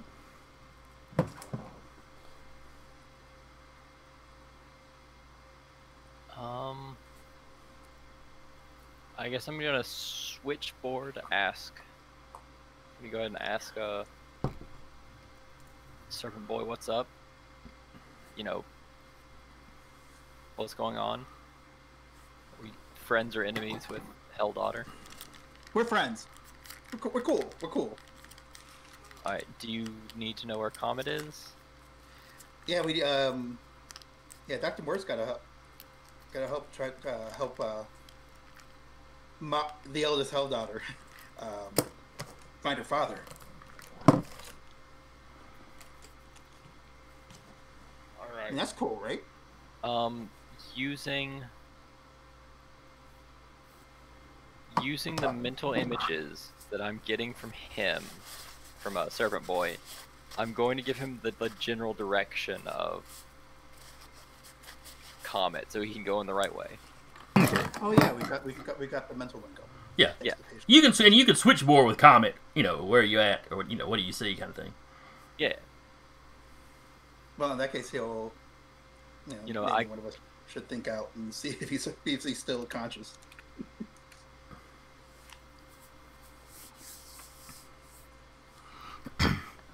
So yes, you switchboard with the Comet. His mind is full of kind of navigational data. It's not that he's consciously thinking about it. It's just, you know, with his practice flying, you know, he's calculating, you know, kind of how he needs to take this turn up here, and, you know, trying to shake Squadron. They're evenly matched on speed, so it's really been a matter of trying to use the surroundings to shake him loose. But so far, Mal is hanging on. I will also tell him to swing back in, because we have Hell Daughter's support to protect this man. He tells you he's on his way back then. Because with her, I think we win this fight. I don't think Squadron can take us all. I don't know. I've been watching Zach roll. Not to pick on you, Zach, but, you know. Yeah, you ain't speaking nothing but the truth. I think the Roll20 dice roller, Mrs. Anna, is taking it out on me. So yeah, in the switchboard, you see the Comet kind of hook a Yui. It's like he kind of cuts all his forward thrusts. Kind of him and the Doctor kind of roll forward. He changes position and then fires up, hitting the opposite direction. Judging by the noise the Doctor makes, it was not a comfortable maneuver. Ooh, and the Doctor's force shield is certainly gone by this point.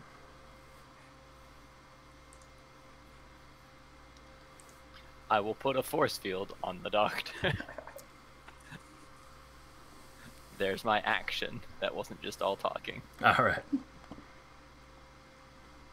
Or talking and willfully allowed mental communications.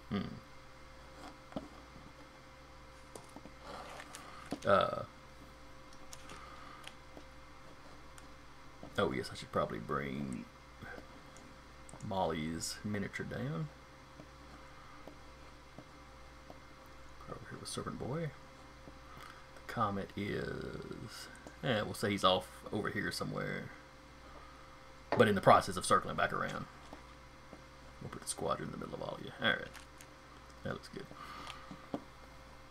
Alright, then it's Molly's go. Somebody give me a D6 roll for Molly. So she's now in the fight y'all are in. She'll,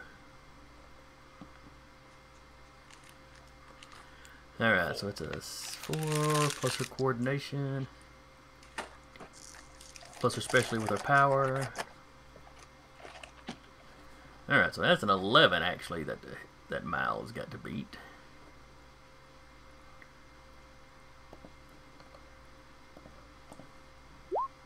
Oh, and he does.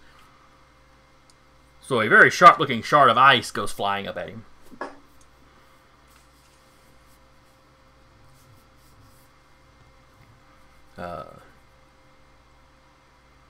And one of them just manages to kind of roll out of the way of it. And then it arcs across the street and angles down somewhere in the common.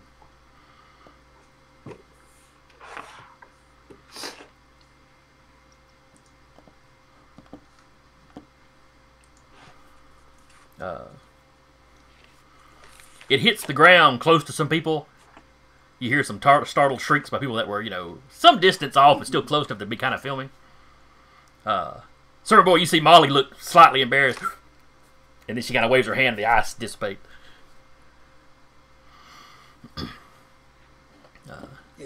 Yeah, these guys are annoying. These guys are total dicks. He's like, yes, Well, actually, even in the. I don't know if you say that because we were kind of butting up with with Squadron in the last issue. So. You can sympathize with what motivates him, even if you don't necessarily agree with how he's handling things. Gotcha. But anyway, she misses that. Then the 3 squadrons, a lot more targets. One of them beelines for Molly.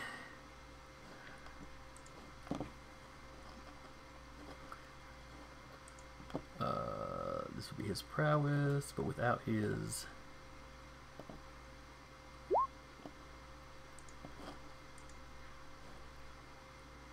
And then Molly's, so he got an 11. Molly needs to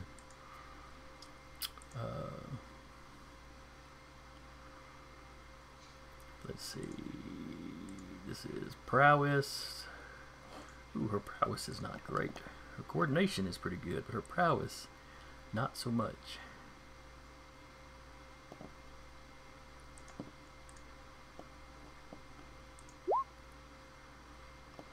Yep, he lands a good solid lick on her. Oh. 5. Alright, so he gets a massive success on her. So that's 7 points of damage.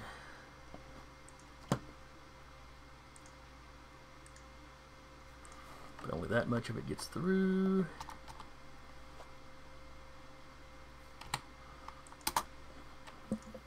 And then it's a strength versus strength to see if she goes flying somewhere.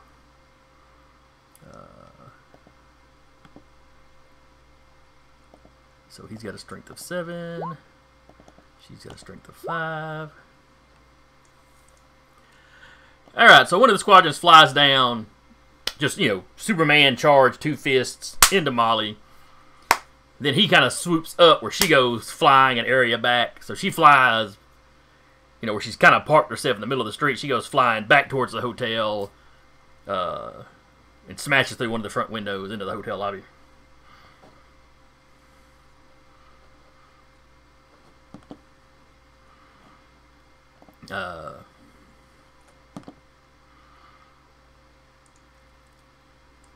You all hear some cursing in a language you don't recognize.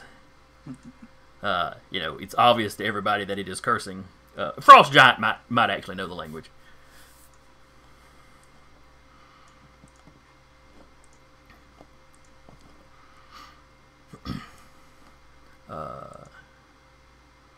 And then I believe it is Frost Giant's turn. Oh wait, no, that was just one of the squadrons. The other 2 go after Frost Giant like they've been going after him. Again, they are teaming up.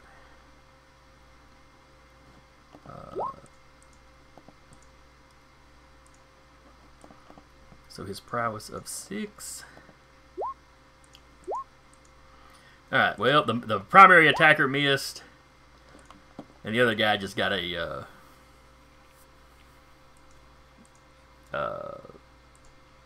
marginal.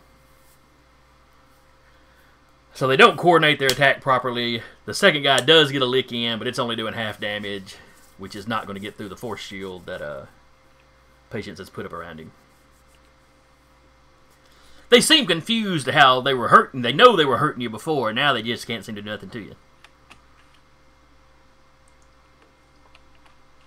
I just gotta say, you really need to mix up your strategy. I'm dumb as a brick. I'm dumb as a brick, and even I can adapt.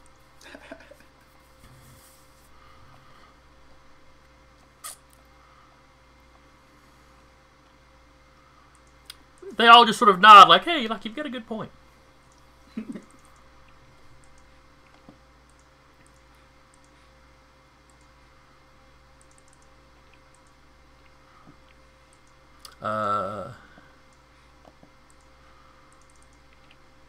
Oh, then it's Frost Giant's turn. Hit the initiative order thing too soon. And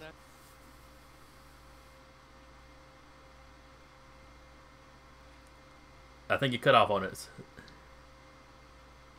I'm gonna try and puff the most injured one out of the air with a blast of ice breath. Okay. So that's his coordination plus his.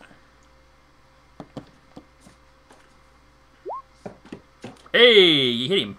Yay! And how much damage does that do? Does 5. All right. Yep, he zigs when he should have zagged, and you catch him just center torso. Frost forms up. He kind of grimaces and falls back.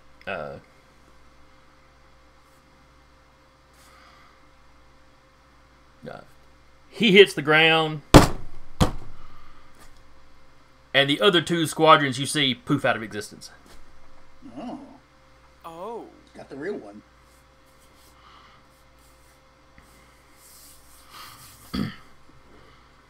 Yep.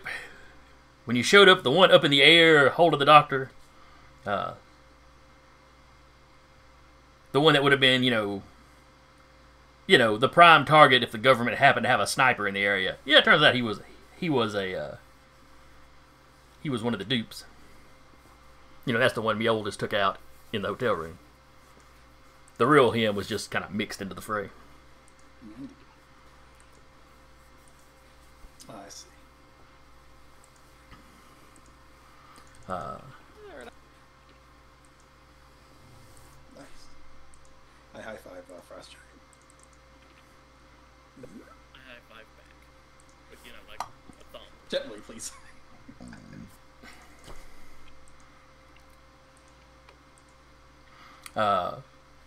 So, fight is over. In the switchboard, Comet lets patients know, hey, the squadron behind me just vanished.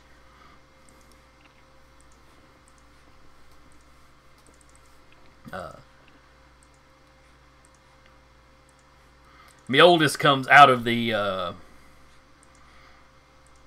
hotel lobby, steps back through the window she smashed through.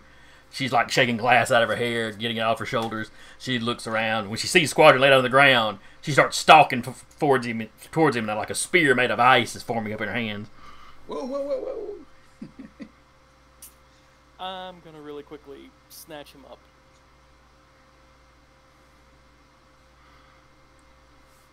Yeah, about that, not knowing Earth customs. One of them is not. We try not to kill people defenseless, even enemies if they're neutralized and defenseless. Kind of a thing. Yeah, she's like, I suppose there wouldn't be any honor in that. Though she's still looking mighty pissed as she, as she drops the ice, it hits the ground, breaks into little pieces, and then just sort of melts away and dissipates real quick. She starts just kind of shaking the glass off her shirt.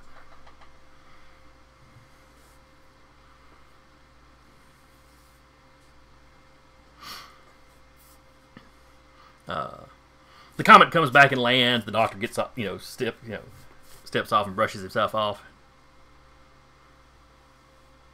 Oh, excellent! You've knocked out Mr. Morden, neutralized Mr. Morden. Excellent. I'm sure the Air Force will want to get him back into custody immediately. There is a almost eager look in his eye as he says this. Of course, there were, there's already police in the area, but they were really just keeping people back while, the supers sorted it out. Some of them are coming up. You see the police moving some people back off in the distance, trying to let some vehicles through. You recognize at least one of them as a spear, containment vehicle. Hey, before the victory party starts, I think we all need to have like a private conversation with the doctor here, and Cuz. Yeah. Yeah, they all group around the doctor. And you probably got a few minutes for especially with the fight being over now. There's really a lot of people out in the street trying to see what's going on. So he's going to take a minute for the police to clear enough of them out for all the emergency vehicles to get up here.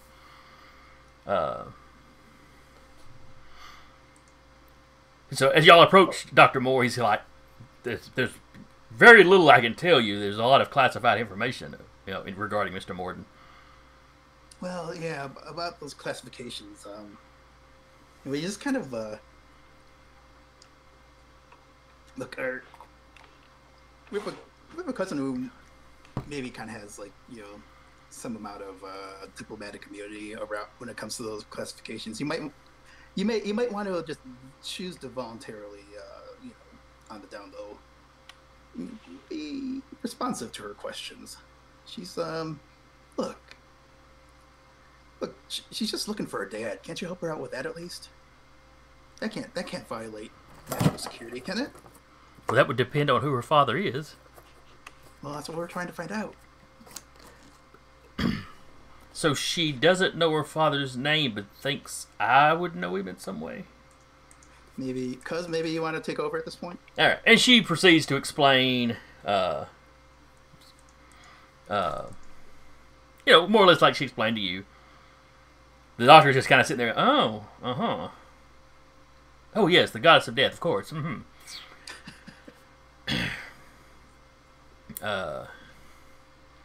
But then when she starts mentioning World War II, he kind of,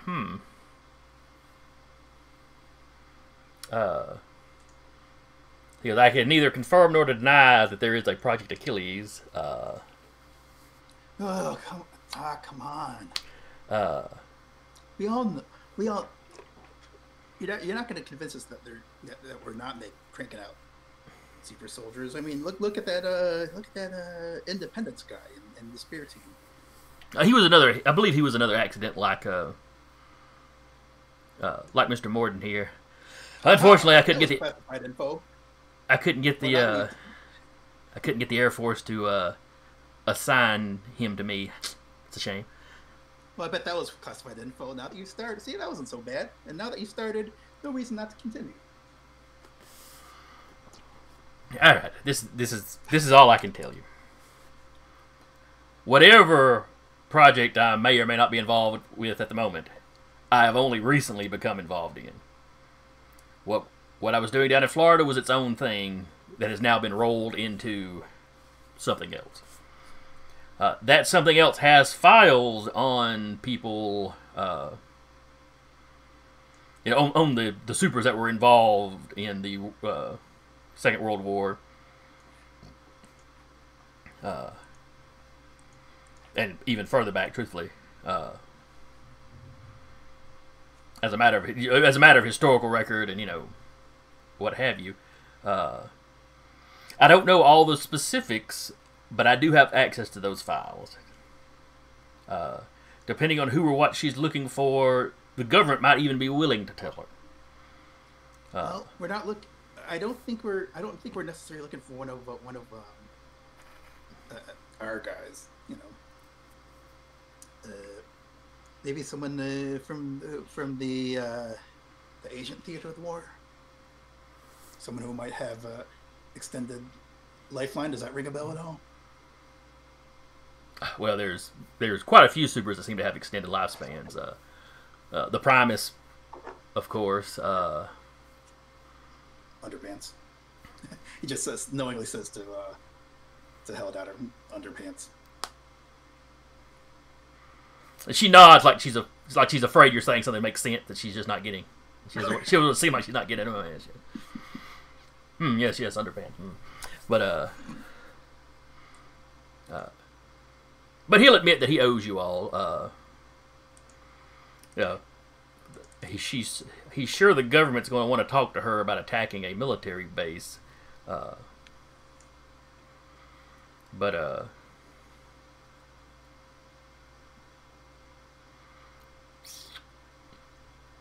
he takes the description of how she describes him, or how what little bit her mother described of him.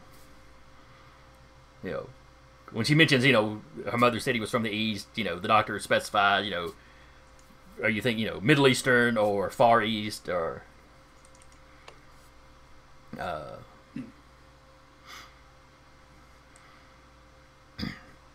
when she mentions, basically Far East, the doctor stops and he's kind of looking at her face real close. I guess I can see a little something. I don't know. which she's kind of like.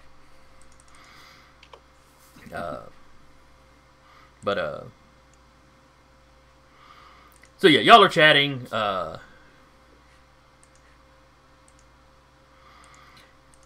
You hear a very loud voice bellowing out, you know, make a space! Frost Giant, you recognize this voice. Oh boy. You turn around, John is pushing civilians out of the way. That's dickweed. Not gently, but he's not hurting anybody. You know, he's not knocking anybody down. This guy has like big Gaston energy, doesn't he? You what now? He has big Gaston from Beauty and the Beast energy. That's not a bad, that's not a real bad analogy. But it's kind of your big, boisterous, you know, Viking kind of vibe to him as well.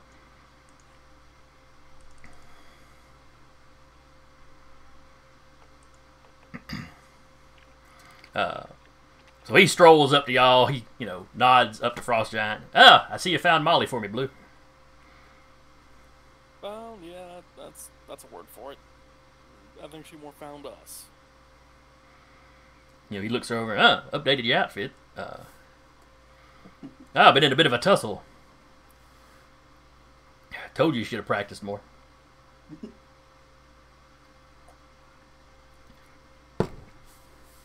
I swear, all these people that can just blast things, that's all they want to know how to do. They don't know what to do if somebody walks and punches them in the face.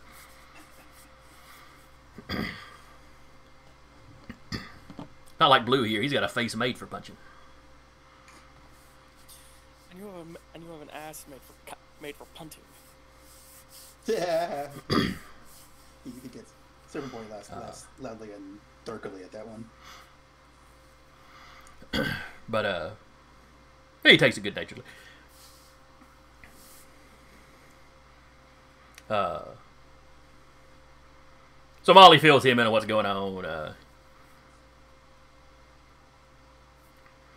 He's talking about the fact, you know, your mother really wants you to come home, and you know this, that, and the other. And she starts working on him to just help her investigate. He's like, well, your mother did technically just tell me to come find you, so I guess if I hung around and looked after you, you know, she probably wouldn't kill me for that.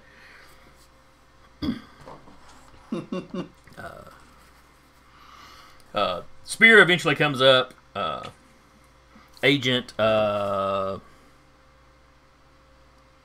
Greg. Agent Greg is the agent in charge of the scene. They immediately take Squadron into custody. You know, wanting to make sure to get him in custody before the Air Force shows up and there's any kind of dispute over who gets him. You know, possession is 9/10 of the law, so if a dispute comes up after the fact, since they've got him, you know, they can institute all the delaying tactics and whatnot while they investigate the case. There is they're actually going to take the doctor into custody too. You know, the information that you provided them is enough to be justifiable cause to get him for, you know, well, I'm not exactly sure what, you know, kidnapping and unlawful confinement at the very least, and whatever laws experimenting on somebody is technically violating. Probably some kind of assault.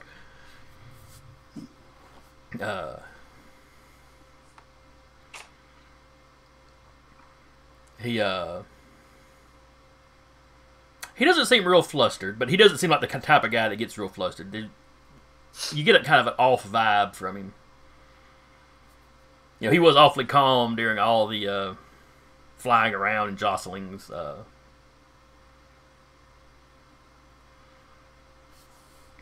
You know, you think he may be one of the mad scientist types that does not empathize well.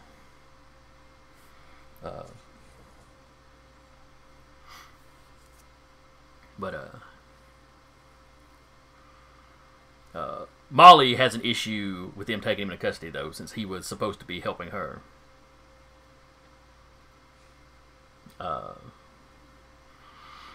But as she converses with Agent Gregg, he comments on the fact that,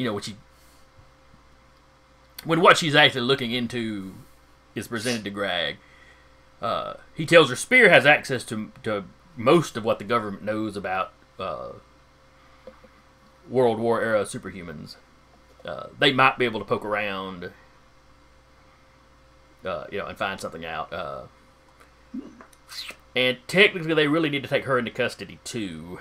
She did attack an Air Force base. Neither Molly or John look like they're going to go along with that.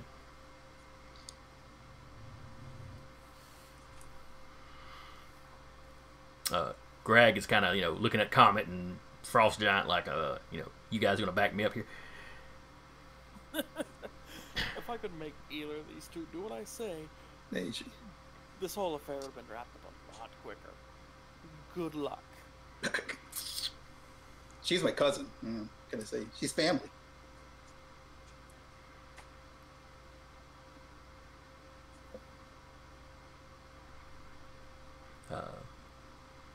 Patience will state the obvious. We're all real beat up, and these two aren't. They could win a fight.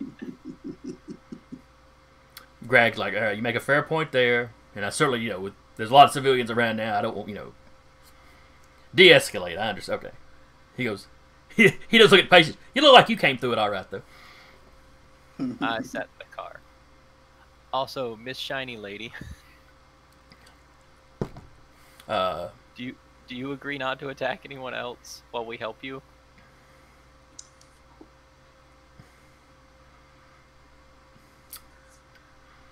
She tries to look tough, but to the rest of you can see that the whole little girl puppy eyes thing. Even being blind, Patience is having that kind of effect on her. So long as I'm not attacked myself, and she looks over the edge or confined, I will not start any conflicts. I can promise you that much at least.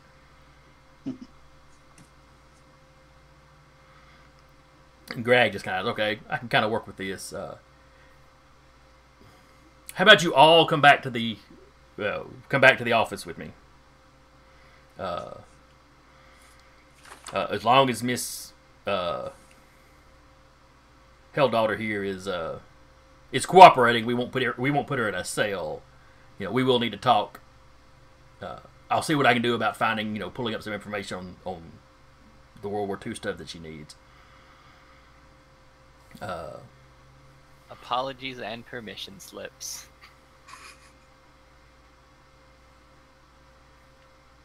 Right. Well, we'll try to sort through this.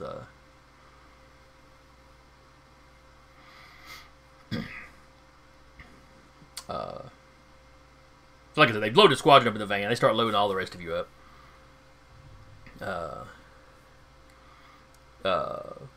Where the police are wanting some reports, the agent kind of cuts through that red tape. Tells them, basically we're going back to Spear, the local Spear HQ. They'll be debriefed there. Assures the police they'll be given copies of the reports.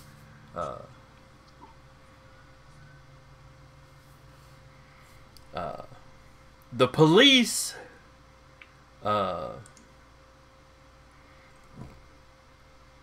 don't really react to Molly in any particular way.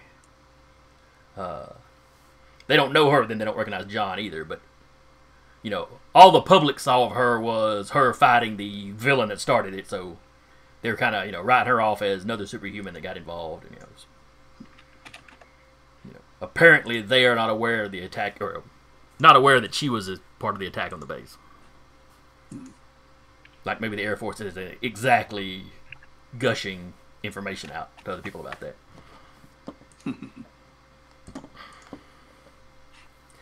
So anyway, y'all all wind up in a conference room at Spear HQ, or their local office at least. Like I said, it's actually part of the I believe it's Homeland Security. They basically had part of that facility.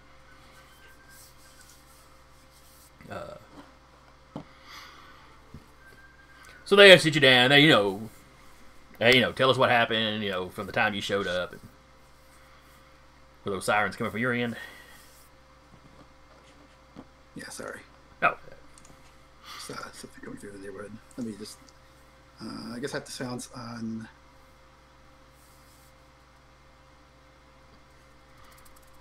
So anyway, they sit y'all all down, and you have to feel like you have to tell them what went on, this, that, and the other. They talk to John. He hands him one of his cards. He really seems to like handing out the cards. He explains he showed up when it was over. Listening to Molly give her report after the what term would she use? After the thing at the Air Force Base, she had been trying to track Squadron.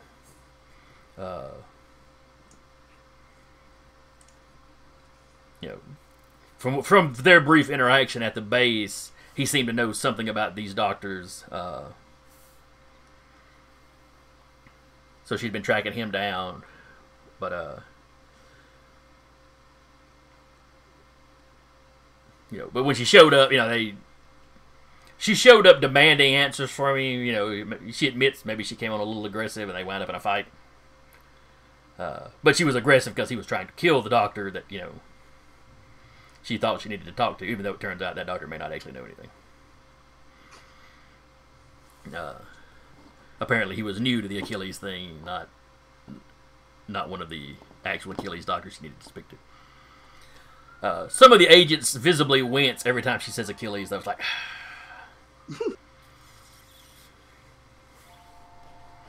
But, and they asked all of you how you found your way there. Of course, they knew you were headed that way because the comet had zipped by and given that information. So,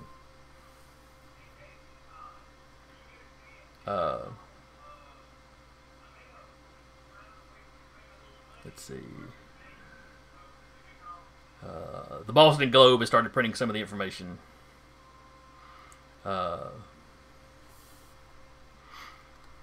So basically, the government is kind of got their hands full. Spear, by the time y'all, before y'all leave, Spear is trying to cut a deal with Molly that maybe she could help him out with something in exchange for them kind of cleaning up that mess with the Air Force.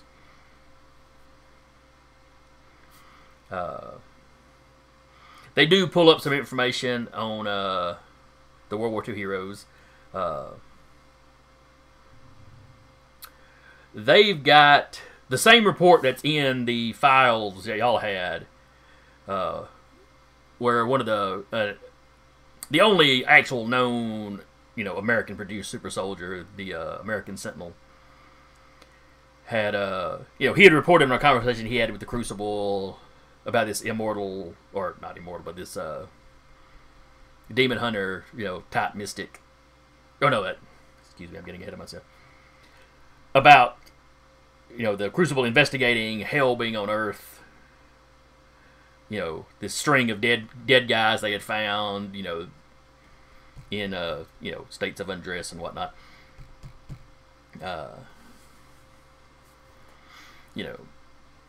Where it appeared hell was trying to, mate.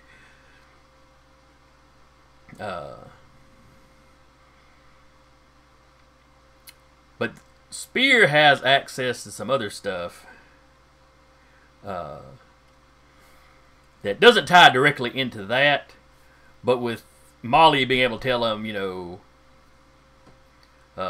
from the Far East, according to her mother. She doesn't, China, Japan, Korea, she doesn't know. Her mother never gave any real specific information. She's not sure her mother would have even known, which it was. But Spear does manage to pull up information on a demon hunter. It's how the guy presents himself. That they don't specifically know where he was during the Second World War.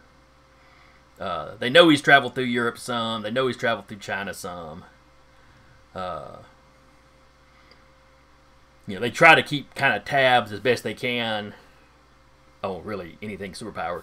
But they are able to pull up a picture of a pretty young man. He doesn't really look, he looks like he's in that, 19 to 24 range. He looks pretty young himself. And they've got a few different pictures of him. Well, here's a good shot of him from the 60s. Here's a shot from just a few years back. He's often involved when there's supernatural problems. Like I said, he presents himself as a demon hunter. Though he, he seems to fight pretty well anything supernatural that's threatening people. Doesn't seem to have a permanent base of operations. Generally, the MO we've discovered is he kind of lives off the generosity of the people he's helping. If this town or this neighborhood is having an issue of some sort, he stays with somebody there while he's sorting it out. And, moves on or whatever. They are a little up in the air on what his list of abilities are. He has always got a katana with him. That's from every report they've ever had about him. And he'll have various other weapons at times. Seems to be an extremely trained combatant, this, that, and the other. They've never got an actual name for him, though. But they're able to give Molly, they can show Molly the pictures. And basically comment on the fact that, he was last spotted in and around Lafayette, over in Louisiana.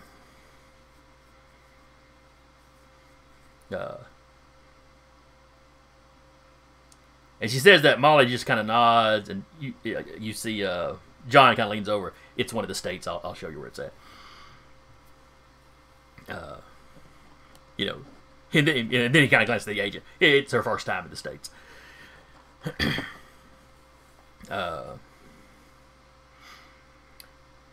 Let's see. Spear is very grateful for the rest of you.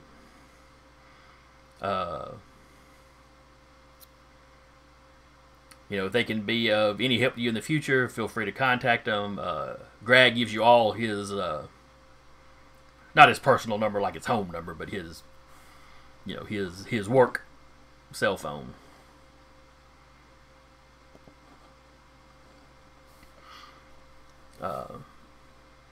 And if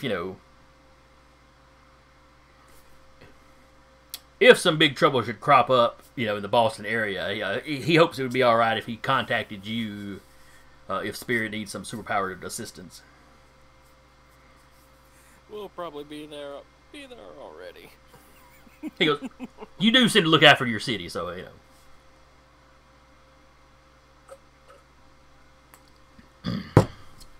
But, so over the course of the next few days, there's lots of news reports. Serpent Boy and Frost Giant are, kind of on the front page. They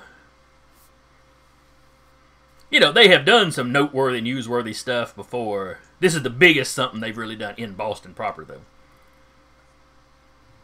Usually it's more small scale and not as public. Well, this one was really public. And, of course, you've got all the mess with the investigation into, illegal experimentation on superhumans by the military. Spears, of course, can't comment on ongoing investigation. They are, no pun intended, spearheading the investigation themselves. But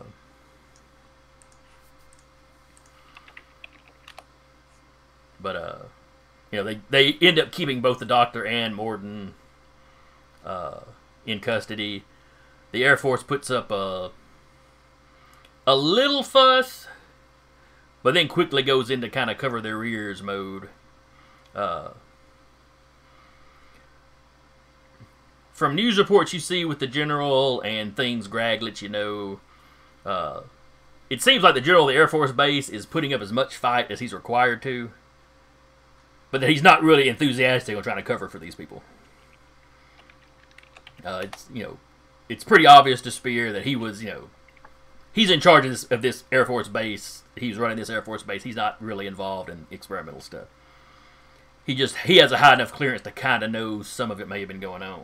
That's about it.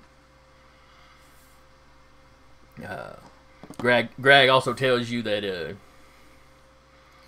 he's hopeful that this will largely shut that project down.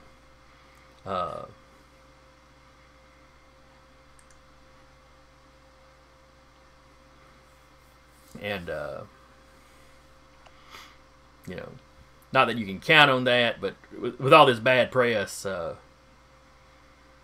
hopefully you'll have managed to stop, some of this experimentation. He is high. The people really high up, kind of in charge, that are over, Spear. He's hoping that some of them are putting pressure on whoever's really the guy behind this other branch of, superhuman research. But as usual, Patient's name doesn't really come up. Nobody really saw her till the fighting was over, and then she was with Frost Giant. So some people are kind of, ask, where was she during the fight? Are they taking the little blind girl into the fights? She always just seems to pop up, after they're over. So maybe, maybe she's staying with somebody.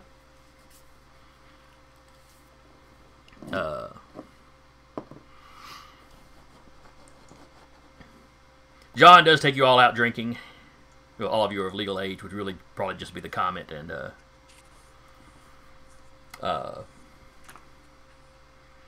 Frost Giant. Does Helldaughter get to go? They don't throw her out when y'all get in there, but she can't produce an ID.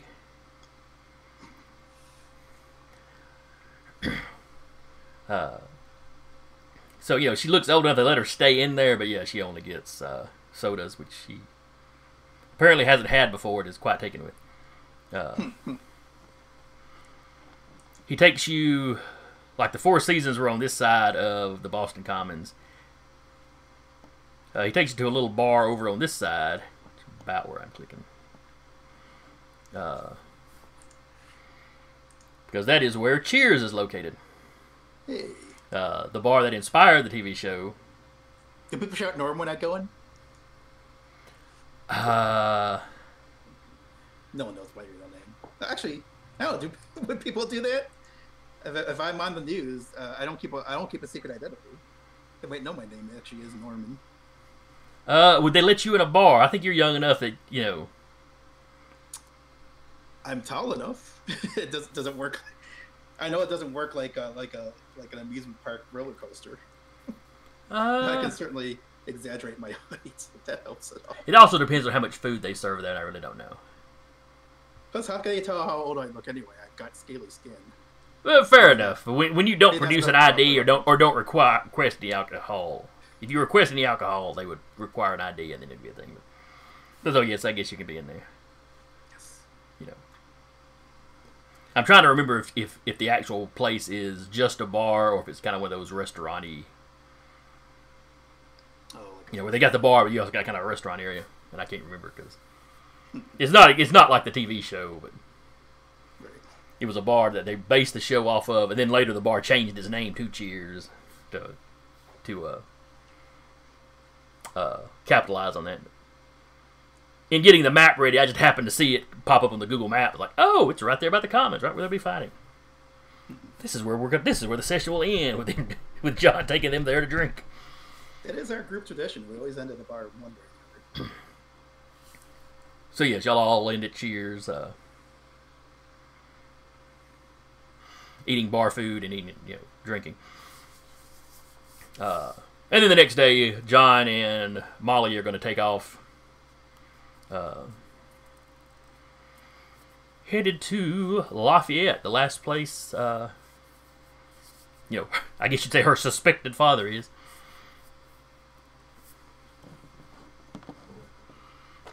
And those two may crop up later, I know. As Patience says goodbye to Molly, she, wishes that she finds her dad, and if she goes back home to her mom, ask how mine's doing.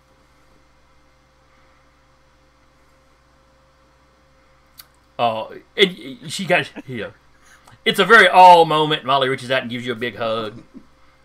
You have spent a fair amount of the evening probably in her lap. There's not a lot of children in hell. I think Norman would also try to angle to get a sense of whether it would be cool if he ever came to visit. I assume, I'm assuming that we're not a close family since this is the first time we've met. But you're helping her out. Yeah. You're helping her out, and you get the impression from her that she does not have a lot of close family. Okay. Her and John call each other cousins because they kind of grew up as playmates. There's no actual blood relation there exactly. Oh, okay. It was just kind of, they were both Norris, and he was the only one close enough to her age that she could have any kind of real interaction with. She always came to stay with John when they hung out. John never went to her place. Yeah, I've just decided that I think Norman is nursing a crush on the cousin, and is now see John Modison as his arch enemy. I feel like it's like a 16 Candles vibe where you've got the Honk and the Molly Ringwald, and I'm definitely Michael Hall. Michael Anthony Hall in the equation. Wait, how closely related is Molly to Norman? We're all the Norse. We're Norse entities, so it really doesn't really matter. All right, let's see. At least branch of the family. I don't know how you. Loki would be her grandfather, and Loki would be Norman's grandfather. That's right. So we're cousins because our parents are siblings. You're the Midgard serpent and Hal. Yeah.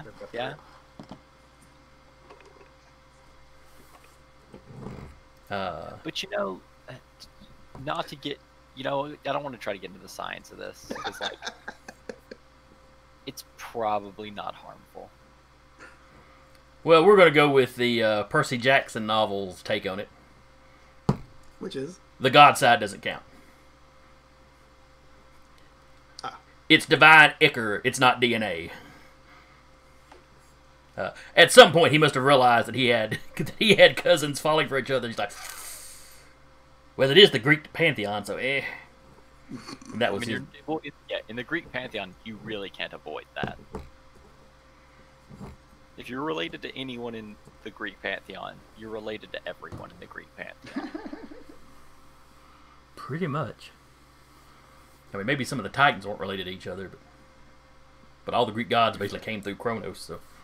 Yeah, your 23andMe profile and your Tinder profile is basically the Venn diagram of the single circle. But anyway, so they head out. Molly is delighted to hear that there's a descendant of the Fenris wolf out there somewhere. Norman's the other cousin Norman knows about. Yeah, you gotta meet her. She's awesome.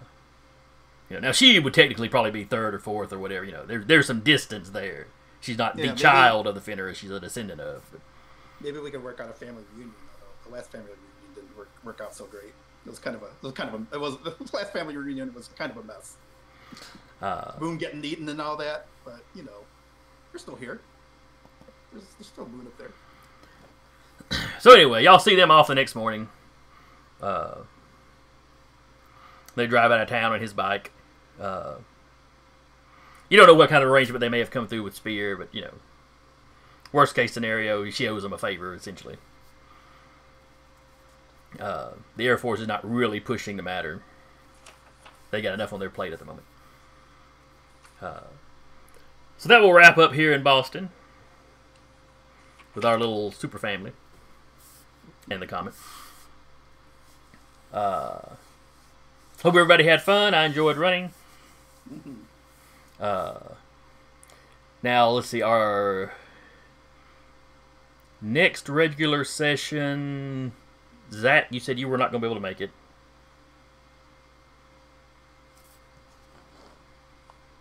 Are you still with us, Zach? No, sir. I'm sorry. I forgot it was on up. Okay.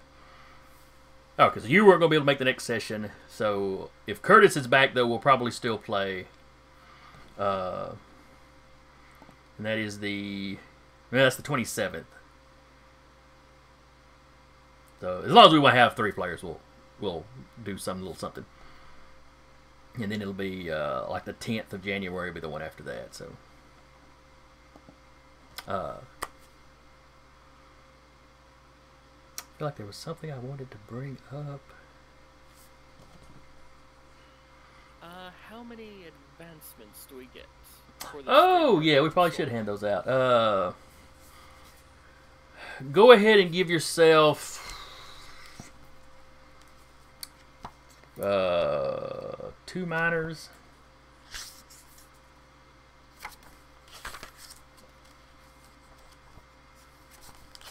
Well, this is also the wrap up of a story that went 3 sessions. So if we do 1 minor per session, and then 1 for wrapping, go ahead and give yourself 4 total minor advancements. Alrighty. Or one moderate, or whatever the second level. Yeah. You can cash them in like that. Yes. Oh, this is like session 31 or 32. Yeah, 32. I plan on wrapping this season up around 40, the 40-42 range. Which, I mean, that's 10 sessions. That's still a good ways. But I didn't want all y'all to get, be thinking about, what y'all want to do for the 3rd one. A new batch of heroes. Pick out 1 team out of this batch to kind of focus on. Do we want to do, like, shorter, not like 1 story somethings, but, kind of mini campaigns following 1 team, then switch to another team?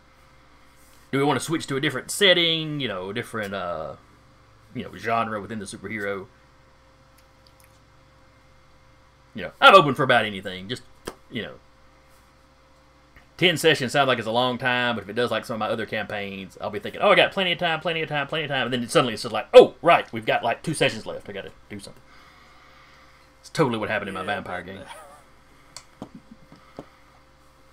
So anyway, just be putting some thought into that. Anybody that came by and watched, or comes by to watch us later, hope you enjoyed it.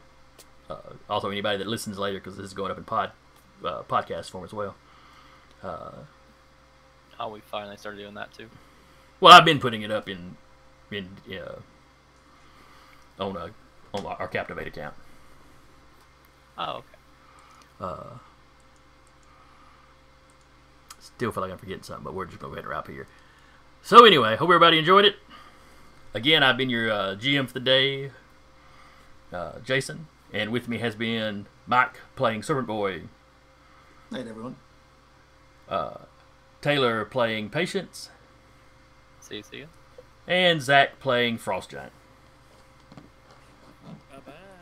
And we will see y'all next time.